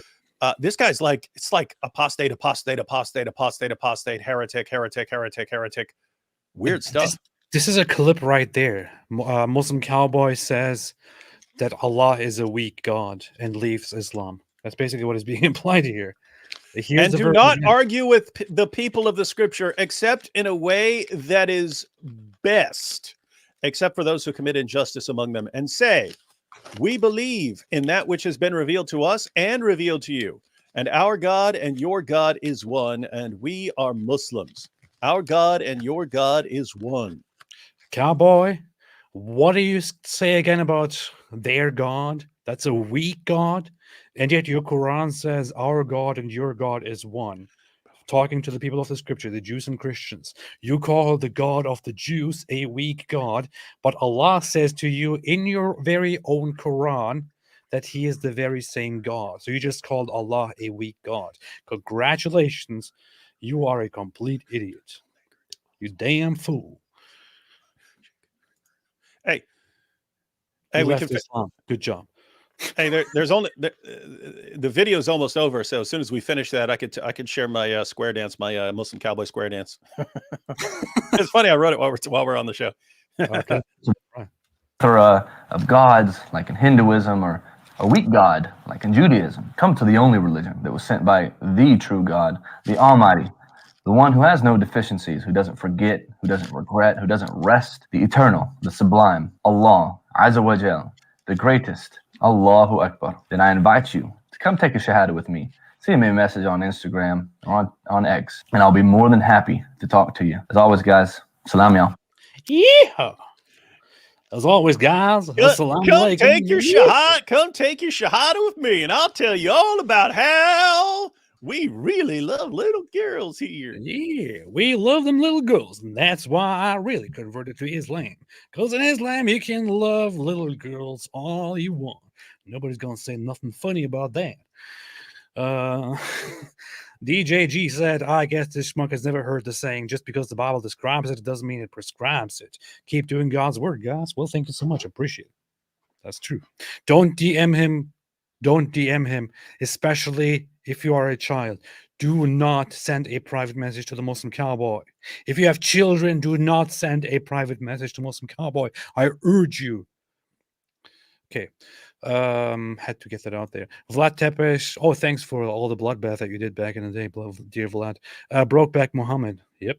It's broke butt Muhammad. Alex Eubank said, I say David with semen stains in the back. You see, David has been caught. You see. Sir Dr. Whitemeat said, did he learn to be a Muslim cowboy at Ram Ranch? I still need to listen to that. Maybe I shouldn't. David. Yo. It looks like you are very excited to present something. Oh, you want to do the song now? Yeah. Now, I actually think it would be funny if this thing goes along for 5 minutes of the rhymes and stuff, but here's what I got so far. It is a coherent little unit. You ready? Do you even know what square dance is? Do you know what that is? I don't know. So yeah, it's this funny dance. All right. That they do in the South. They made us do it. They would make us do it for like a week in gym class when you're in like 4th or 5th grade or something like that. What? That's crazy. All right, ready? All right, here's the square dance. Here's the Muslim Cowboy square dance. Everyone ready? Yeah. Here we go. Bow to your partner. Say hello. Bow to Allah. Now worship Mo. Around your partner, do-si-do. Around your partner, here we go. Around your partner, and you'll see how much fun that girl can be. If you hear that girl is 9, grab her where the sun don't shine. Just don't make her 2 holes 1, cause that would mess up your fun. She can bring her dolls along. You can rape her all night long. Since that girl has half a brain, make her clean your jizya stains. If that girl says she won't clean, beat her till her skin turns green. She's as sweet as lemonade. Now grab a goat and promenade.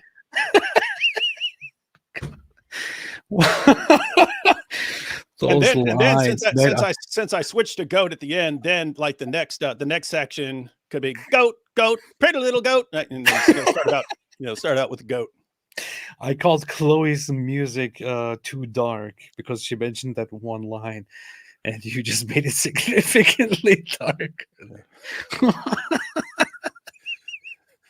And that's pretty good. That's pretty good. Yeah, but what we can say is, notice that song wouldn't even have existed if it weren't for the Muslim Cowboy defending molesting little kids. Muslim Cowboy, thank you. We owe you something here, David. So when are you recording this? When are we recording it? When do you get? I don't know. I don't know. If we keep interacting with the Muslim Cowboy and he keeps running his mouth, that song will probably keep expanding on that song until you get like a whole song. And then maybe Chloe can make some graphics. Well, Muslim Cowboy, much obliged for this wonderful song, which David did because of you. You're a hero, Muslim Cowboy. David. Yep. There is no waiting. We have to get to the studio. We have to arrange the band, and we have to record this now. We can. Hey, if anyone knows about this, we actually have some people like Chloe and like who's that guy whose song I watched the song yesterday because you shared it. Yeah, something. There's that, and so we've got people who can do music here, guys. There's a famous old Bugs Bunny clip that I saw when I was a kid.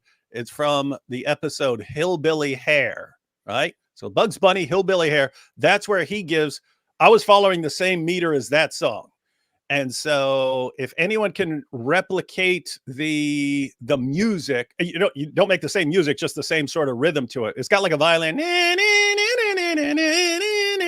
then it goes dum dum dum dum dum dum dum dum. If anyone could replicate that, that's the same meter as my lyrics. And so I could actually do the Square Dance lyrics to that rhythm. Oh yeah, that's Sal Racino's very, very nice channel. Very nice, very good music, by the way. Oh, this was a jam.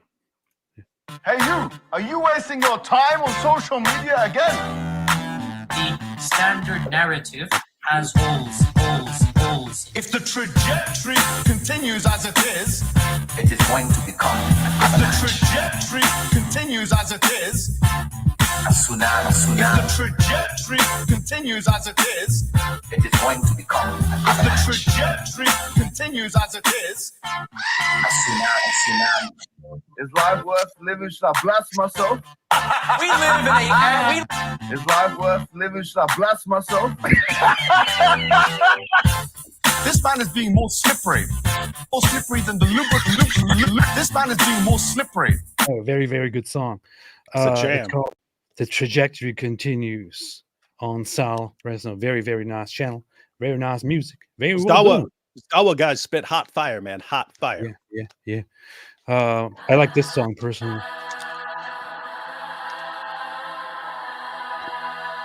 What is this? I haven't seen this. If I were to bring reasonable evidence that the Prophet Muhammad, that he was a true prophet, would you be willing to come? How about no? I don't buy your I don't buy your Allah. No, I don't buy your Allah. I don't buy you. No. I don't like your Allah. I don't like your Allah. I don't like your Allah. I don't like your Allah. No.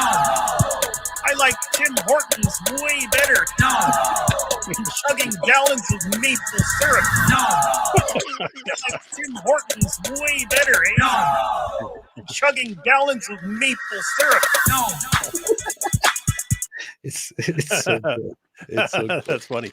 It's so I always good. forget I say this funny stuff later. But I was very surprised by this one here. Pleasure Inc. Pleasure. Pleasure machine. pull down the virtual reality helmet. You pull the switch and then pure unadulterated bliss. The brain implants and the VR are so powerful that any pleasurable experience you want to have, you can have it. You can satisfy basic bodily pleasures, but the tech is so advanced that you can simulate any desire. You want to vacation on the beach with supermodels? No problem. You want to travel to bang an 11-month-old baby? No problem. Every form of pleasure and entertainment is now at your fingertips. The machine works. It's so good, man. So good. Alhamdulillah. Anyway, check that out. Oh, we're done with this video? Done with the stupid cowboy video? We're done with the dawah for today. Stupid, dumb cowboys. Chloe L says, do you think Mojab applies lube to his slippery pubic beard? Yeah, I mean, if you think about what actually happened, so Muhammad Hijab is like, what? I'm going to be debating Rabbi Shmuley? Hey, wait a minute. There's a girl with the last name Shmuley on this sex shop I've been checking out online. Hey, that's Rabbi Shmuley's daughter. This sounds good for debate. Hey, the same place I get to dildos. Guys, keep in mind, this is not us just randomly talking about perverted stuff. It was Hijab who started talking about dildos and vibrators and stuff like that. Than the lubricants that he sells in his daughter's sex shop. Yeah, alhamdulillah. The person made a super chat with the Hebrew name that I cannot read. Thank you. Mrs. Apostate said, my wife said Mojab's got a double Zabiba to match his Zabubas. Jesse said, is it true that old-time Jews used to marry up them orphan Jew girls to keep them from getting slaved up by them renegade jihadis? I don't know about that. I don't know if there's any truth to that. I don't know about that.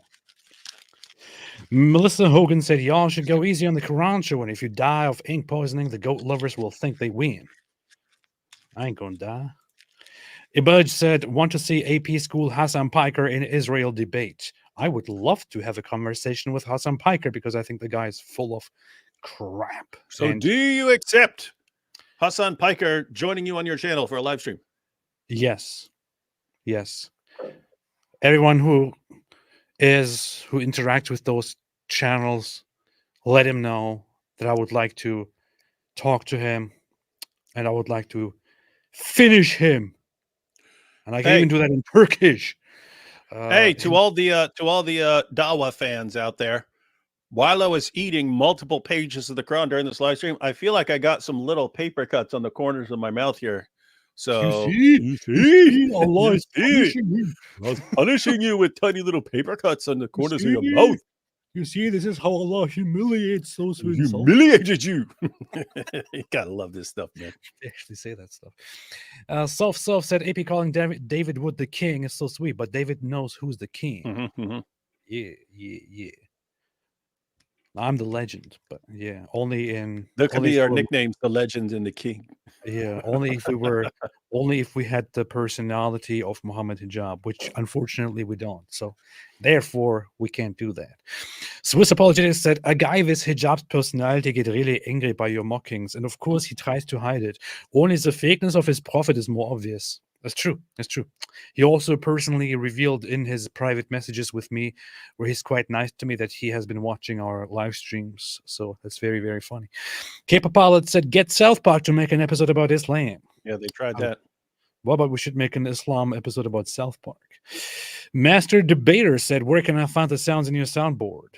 You have to. I slice and split and yeah. We download a video or just download the clip, but yeah, and then you find a sound that you like, and then just cut it out and make it a little MP3. Cut it out, or WAV file or something. Cut it out, man. Joshua Wooden said Mike Winder has a shirt for you. It's Mike Winger. Who's Mike Winder? Winger. Has a shirt for you. Reading Nerd, his stream on Friday about popular Satan's Guide to the Bible. He mentioned you by name, David. Huh. Yeah, I heard he wore a shirt that said nerd, and he was like, okay, so now this will help David Wood stop calling me a nerd all the time if I just wear it on my shirt. Said, I'm Israeli. We'll be in Israel at April. I can help. Well, thank you. Appreciate it very much. Visvana said, from India, please do live with ex-Muslim Sahil and Adam. Maybe. I don't know. Hosta Mahog, he said, I couldn't dream up a dumber thing to say about myself. The champ is a comedy legend. It is. The champ. The champ. I love these guys, man. Every last one of the modern Dawa guys are awesome. Champ. Hosta Mahugi said he is basically White Goodman from Dodgeball. Who's that? Who's that? I don't know who that was. Ben Stiller's character in Dodgeball. He's like super arrogant and super dumb. No one makes me bleed my own blood. No one. I like Ben Stiller's books and his stuff on philosophy and his podcast. I don't really like his movie appearances and all that. It's totally funny because it was supposed to be Ben Stiller playing the good guy, and gosh, what's the other guy's name? I can't remember. Playing the bad guy, because that guy normally often plays bad guy, but they switched and decided to make Ben Stiller the bad guy and the jerk. And it just worked out really well. Did you read Ben Stiller's book, The End of Faith, ever? Nope. It's powerful stuff, though. Audio someone said, since someone else said it, why do you become obsessed with two guys who don't really look that much alike? They look exactly the same. Sam Harris and Ben Stiller look exactly the same. And Ryan Gosling and the Mufti. Yes. Audio someone said, since someone else said it and you love me now, I do. I sent you an email on January 18 at 11:30 a.m. and an X message at 11:35 to be safe. Love you. I actually saw that and saved it, and we'll get back to you. Appreciate it very much. Much obliged. Mish SWB4 said, became a YouTube member. Welcome to the club. Thank you so much, and welcome. Dan Ashton, thanks for responding to my super chat. I thought I could delete it after 5 minutes, hence my persistence. I just wanted your perspective. Thanks. Appreciate it very much, and apologize again for not being quick enough. It's just how we keep rolling with the show. How we roll.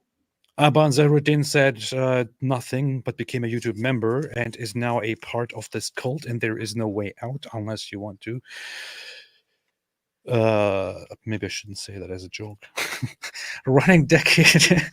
IX said plot twist. Muslim Cowboy is actually an anti-Islam activist trying to make Islam look as horrible as possible by defending pedophilia online. That makes sense. It works.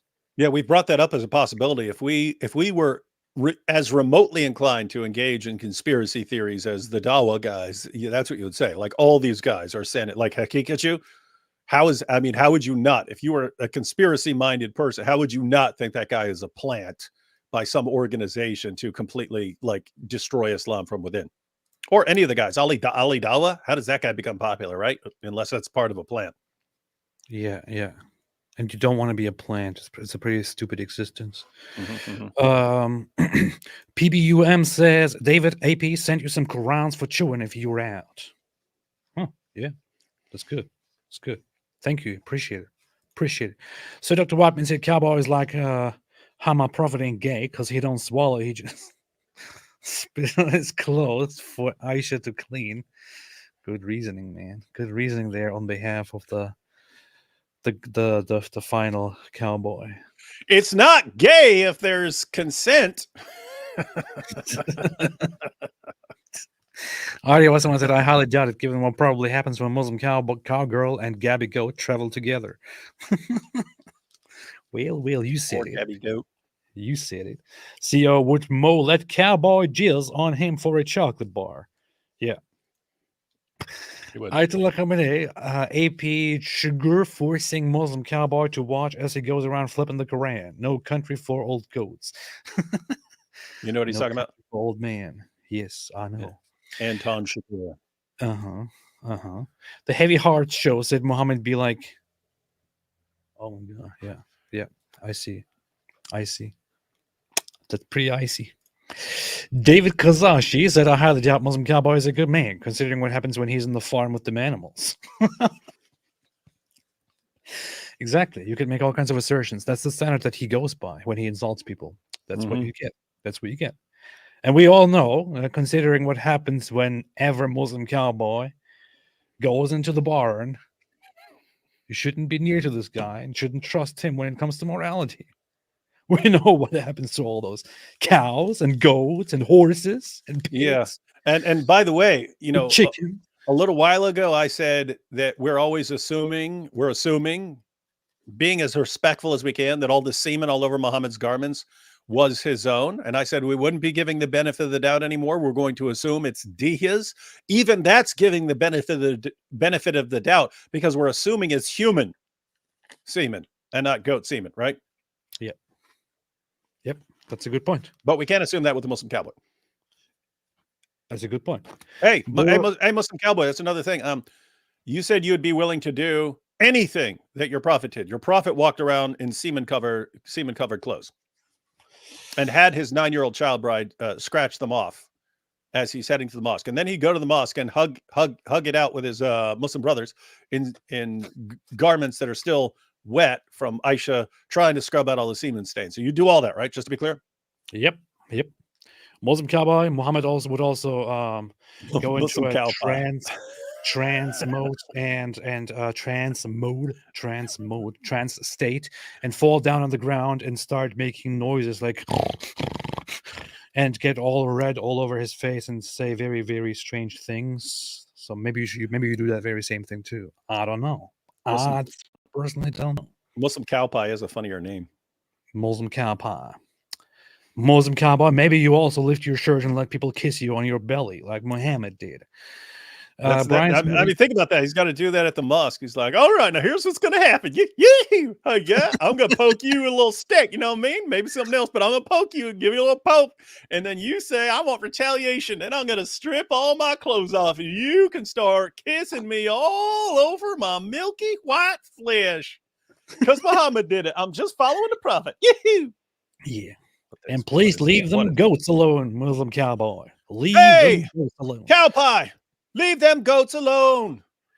Muslim Cow Pie said defending pedophiles, and they're all proud of that. That's true. They are indeed proud of that. We're proud of that. Dan Helsing, Goats Gone Wild. Yep. Ryan Gosling from Gaza said, now we need more Korans. Here's to y'all Koran fund. That's true. We need more Korans to rip up and to eat.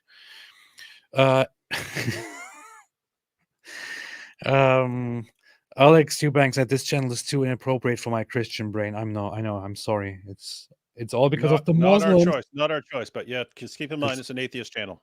It's all because of the Muslims. Because of all the Muslims. He's being more slippery than the lubricants that he sells in his daughter's sex shop. Did I say that? No. See, that's what happens.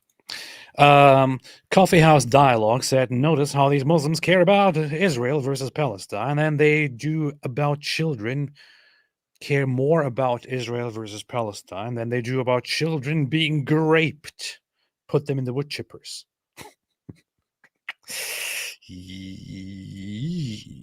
Emmanuel said, AP, let's have some halal pork. It has 30 men strength. I already have this strength of 30 men, unlike Muhammad, who lied about his strength. Chloe L said, even though they are told that Allah is God of Jerusalem, it's not true. They worship Shaitan. And Momo admits he had a connection to him. Sahmus 2414a. Yeah, Sahih Muslim.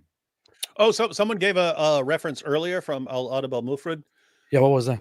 That was that's the one you're familiar with. That's the one with where Muhammad says if anyone talks about his lineage, is proud of his lineage, tell him to go bite his father's penis. Oh yeah. So we can see where people like the Muslim Cowboy get his behavior and offensive way of communicating. Prophet Muhammad said, if anybody talks with pride about his lineage, tell him to go and bite his father's penis. Muslim Cowboy, we have you surrounded. Drop the lollipop. Put your hands in the air. Pull up your pants. Step out of the sandbox. And let the little girl go. And now do the same thing with goats or horses even. I don't know. Goofus said, go to Dulillah. Alhamdulillah. Good. Mahmoula has real nice. Yeah. Goofus. That was a good observation there. Carl Scher made a super sticker. Thank you so much. Appreciate it. Much obliged. Hector said, David's song only strengthens my iman. I was a Muslim before David's song, and I'm still a Muslim after David's song. I love those comments.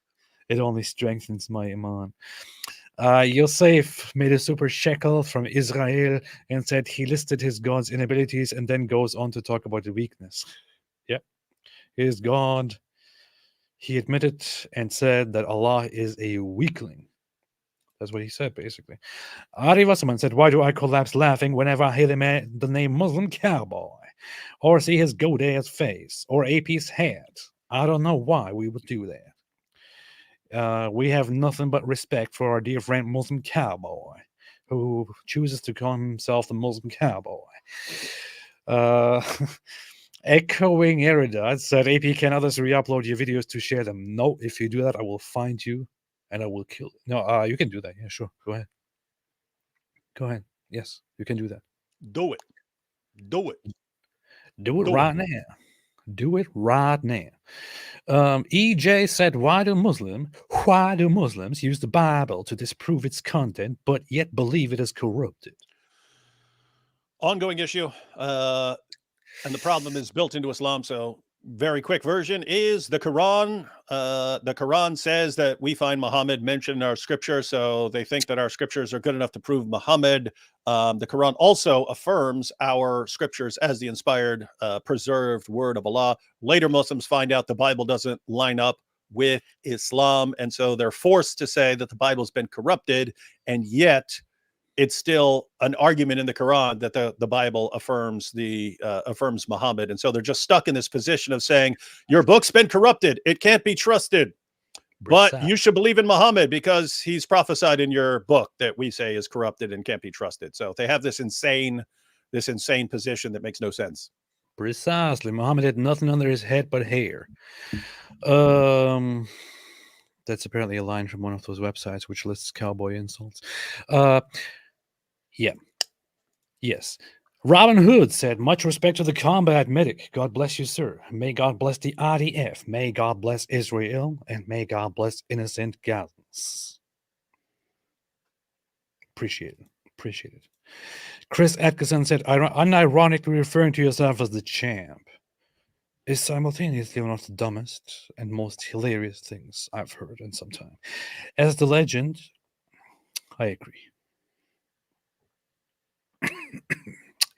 Soph said Joker voice with a mouthful of Quran. Want to know how I got these cards? How does that go? David, you can do that. You can do that, David. You can do it. You can do it, David. Do it, David. That's the Heath Ledger version, though. And he did it multiple times in there. I've never tried to do his voice. Want to know how I got these scars? That was see, and here's the thing. That was the Christopher Nolan version, and they actually did that well, and they didn't even explain it, which was awesome. He gave different versions of it, right? He'd be talking in one scenario and he'd say, want to know how I got these scars? My dad was a horrible alcoholic, and he would end up with his dad gave him the scars. And then in another version, he'd be asking in a different scenario, you want to know how I got these scars? My wife got in an accident. She got her face slashed. And so she felt really bad about the way she looked. And so I slashed myself to show her that I still love her. And now she can't stand the sight of me. Right. So he gave these different versions. They didn't explain why. It looks like he's just making stuff up, but it's actually in the comics. They actually retconned all the different versions of the Joker. And they said that he actually he wakes up in the morning and he decides what his history is. He just decides, and he can like rewrite his history to be whatever he decides to be that day. And so it's cool. It's cool that they had like examples of that, but didn't actually explain it in the movie. Well, no matter what Heath Ledger did, no matter what the Joker did, it don't compare to the Muslim Cowboy. He's a Muslim Cowboy playing his guitar. Alhamdulillah. Yeah. Shake my boobs. Shake. What makes it funnier is it's an actual name that we have to read. That seriously, that dude we read about in that article whose name was Maboob, if he became a sheikh, he would be Sheikh Maboob, right? Sheikh Maboob said that was a mask-off moment for the Muslim Cowboy every single time. Which one? Every single moment was a mask-off moment for the Muslim Cowboy. Are you talking about the one where he made a random insult, or the one where he talked about? I don't know. What is it? I mean, the guy's into horses, into goats. He goes into the barn when he doesn't have the goats and the horses available to just play with the chickens. He goes after the donkeys. He lusts after children, and so on. I don't know which moment you're referring to, but he chooses the cow. Emmanuel said, "How Muslim view on biosexual sultan like Mehmed II?" Biosexual. That's cool. I like that term. Biosexual sultan. I'm biosexual. What did Mehmed II do? I don't remember. What did he? Probably nothing Muhammad didn't do. Yeah. What did he do? What sexual did he do? That's what they do. I don't know. He's the conqueror. The conqueror on one another. of Constantinople. Alex Wibank said this channel is too inappropriate for my Christian brain. How dare you? How dare you? How dare you? It's good. For anyone who finds AP's channel too offensive and disgusting, just be sure to watch live streams on my channel where everything is perfectly nice and wholesome and family friendly. Alhamdulillah. If your family is made entirely of 50-year-olds. Alhamdulillah. Alhamdulillah. Mother Queen said, "Hi, AP David Wood. Please accept my jizya. Keep a good work. Appreciate it very much, Mother Queen. I appreciate it very much. Very much. Thank you. Thank you for your jizya. You will be protected from harm." So Dr. White means that I once heard Momo was in the Navy because he was always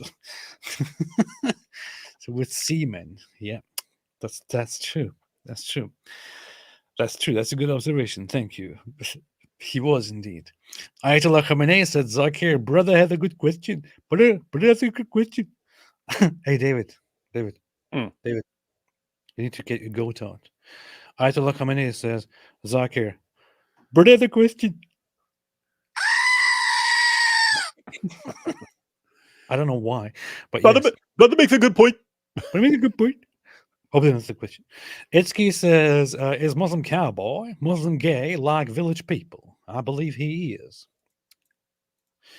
Hakika Jew said, "What status should I reach before you guys allow me to hang out with you? What channel size? What content? Want me to choose some Karen pages? Tell me. Well, what are Karen pages? Please let me know what a Karen page is." You would have to have at least 2 million subscribers to hang out with us and eat at least 50 Qurans. That's the requirement that we have right now, right, David? Yeah. Or you could just catch us when we're at some event and come hang out with us. But yeah, or that, yeah. Yeah, if you're lame and we don't like you, we're not going to be hanging out very long because they're going to be like, "Get away from us, you're lame." Yeah.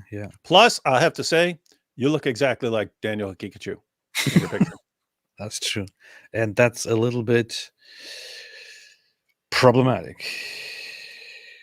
Yeah, because imagine. So this is a different person. Imagine you're walking down the street with this guy, but there are all these like posters, wanted posters about Daniel Hakikachu, around town because, for what he's been doing to the, local goat population. I mean, think you're going to be walking down the street with a guy who looks just like him and there's water, you don't want to be associated with something like that. Anyway, sorry. That's true. That's all right. Robin Hood said tongue is a metaphor in Islam. Alhamdulillah. Yeah, it is. The tongue is a metaphysical matter. It is a metaphysical matter. It is a metaphysical matter. Chloe said there's a theory Joker was an ex-soldier. A great Daily Wire. Or David Wood. I don't know if that's Daily Wire or David Wood. You need to clarify that. It could be anything. Nobody knows. Probably Daily Wire, though.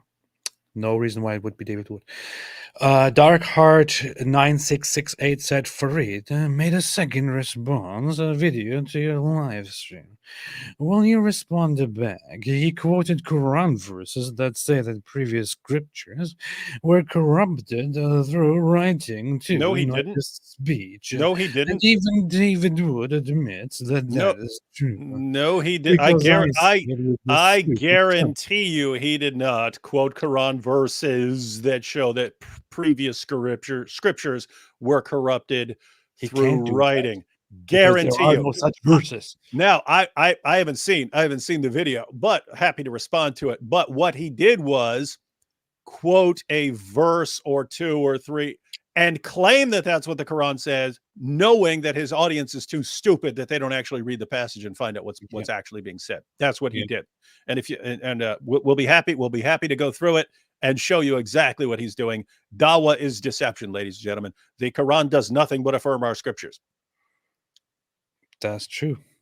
That is true. If you can actually present me some proof, I will be as cheaper as a jaybird. Edsky70 said, so Muslim Cowboy is into bestiality. Well, obviously, because we all know what happens when he goes into the barn. You know, with all the horses, cows, goats, chickens. Emmanuel said, AP, how dare you not know your country's history? I'm serious.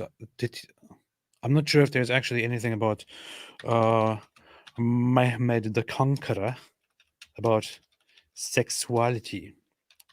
I don't remember any such thing. He was a bisexual. He had I don't know. I don't really know. I never paid attention to those details when I was but is widely understood to have been a gay man. Really? Huh. I don't know. There are probably suggestions. I'm not sure if there's any interesting stuff. I should look into that because he is a symbol of big pride in Turkey. So that's a very funny thing. Chloe L said, "Great impression, Daily Wire." Huh. Interesting. Daily Wire does awesome impressions. Yeah, I don't know why she keeps talking about Daily Wire though. I don't know. Very, very strange. Very strange, Chloe. This is not a Daily Wire. Hakikaju said, Daily Wire, it is not me in the profile picture. I am cool. I am atheist just like AP, but a bit sicker with the humor. I don't think so, man. I am also Israeli, a good addition to the team. Oh. Nice try. You're saying it's not me, but we have a picture of you. So who are we going to believe? You or the picture? I choose the picture. Yeah. If we have to choose between you and the picture, I choose the picture. Chloe Al said, played cool, Mr. Lester. I forgot about that. Mohammed Lester. All right, this was a pretty good show here. Pretty good show. And we learned a lot about Islam. Alhamdulillah. Yeah. What do you think? What do you think, David? What is your conclusion about the Muslim cowboy? Do you think he will choose the cow or the goat? What do you think? Well, it actually sucks because he's got some of the features that we want the Dawah guys to have, but he's kind of he's stupid. He's kind of like Fareed in that stupid. He just doesn't have enough charisma to make him one of the really popular guys. So you've got your main level guys. So that's Ali Dawah, Muhammad Hijab, Daniel Hakikachu up and coming, and Sheikh Uthman. Those are your main guys. But then you have this second tier of guys who they're lacking something. They have a lot of the right characteristics. So this is like Fareed and Muslim Cowboy, and even ladies like Rosie and so on, who they're not going to be super popular, but they can actually help expose Islam. So yeah, he's a good kind of second tier Dawah clown who's going to help us expose Islam, as he's already doing, and we're just getting warmed up. Well, that was pretty nicely put. And we enjoyed your company here, ladies and gentlemen. This was indeed a very, very nice show. Quite revealing about the Muslim cowboy and whatever he believes in or pretends to believe in. And I'm not very happy to see that he stands behind his beliefs of pedophilia and diddling children as he wishes. And we already know what he does to animals in the barn. So pretty shameful fella. And I don't know, y'all. I don't know what to say, y'all. Chloe said, David Wood, FFS. Oh, you're being sarcastic. I'm not going to read that, Chloe. Chloe said, sorry, I'm... Chloe. Well played. Well played. I guess you guys have interesting humor over there on Mars. Yeah, yeah. Very, very nice. I like it. I like it. I like Martian humor. Mother Queen said, even Jin can repent and be a Muslim. What a religion. What a religion indeed. Alex Eubank said, Jesus is king and David W. is my brother. Okay, That's well, a I'm guy. the legend. That's a guy who. That's a guy who's still here, even though he keeps saying that your channel is too offensive. Yeah, how about that? Liar! You're a liar! You're a liar! You're finished already! Look at me! Look at me! You know you're done! See? Aban Zairuddin said, name Mabub means beloved in Urdu Arabic. Doesn't make it sound any better. Oh, that's yeah, fine. shake, beloved. Shake my beloved. All right, guys. All right, y'all. This was a perfect, wonderful live stream today. I enjoyed it. I had much fun.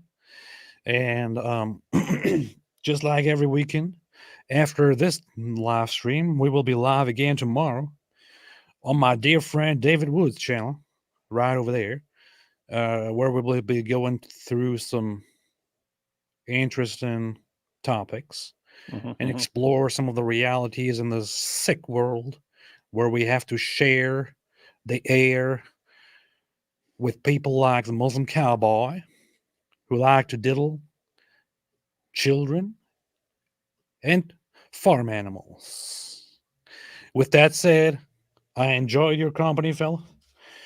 Hope to see you tomorrow at high noon. And David, anything else you want to add before we leave? No, just looking at people trying to defend Mike Winger. Stop defending the indefensible. No, people over on Oh, I see. I just look when it said Daily Wire is constipated. Huh, interesting. All right. Thanks, everybody, and have a fantastic day. And as my dear friend, my dear fellow likes to say, stay away from Islam. Yeah!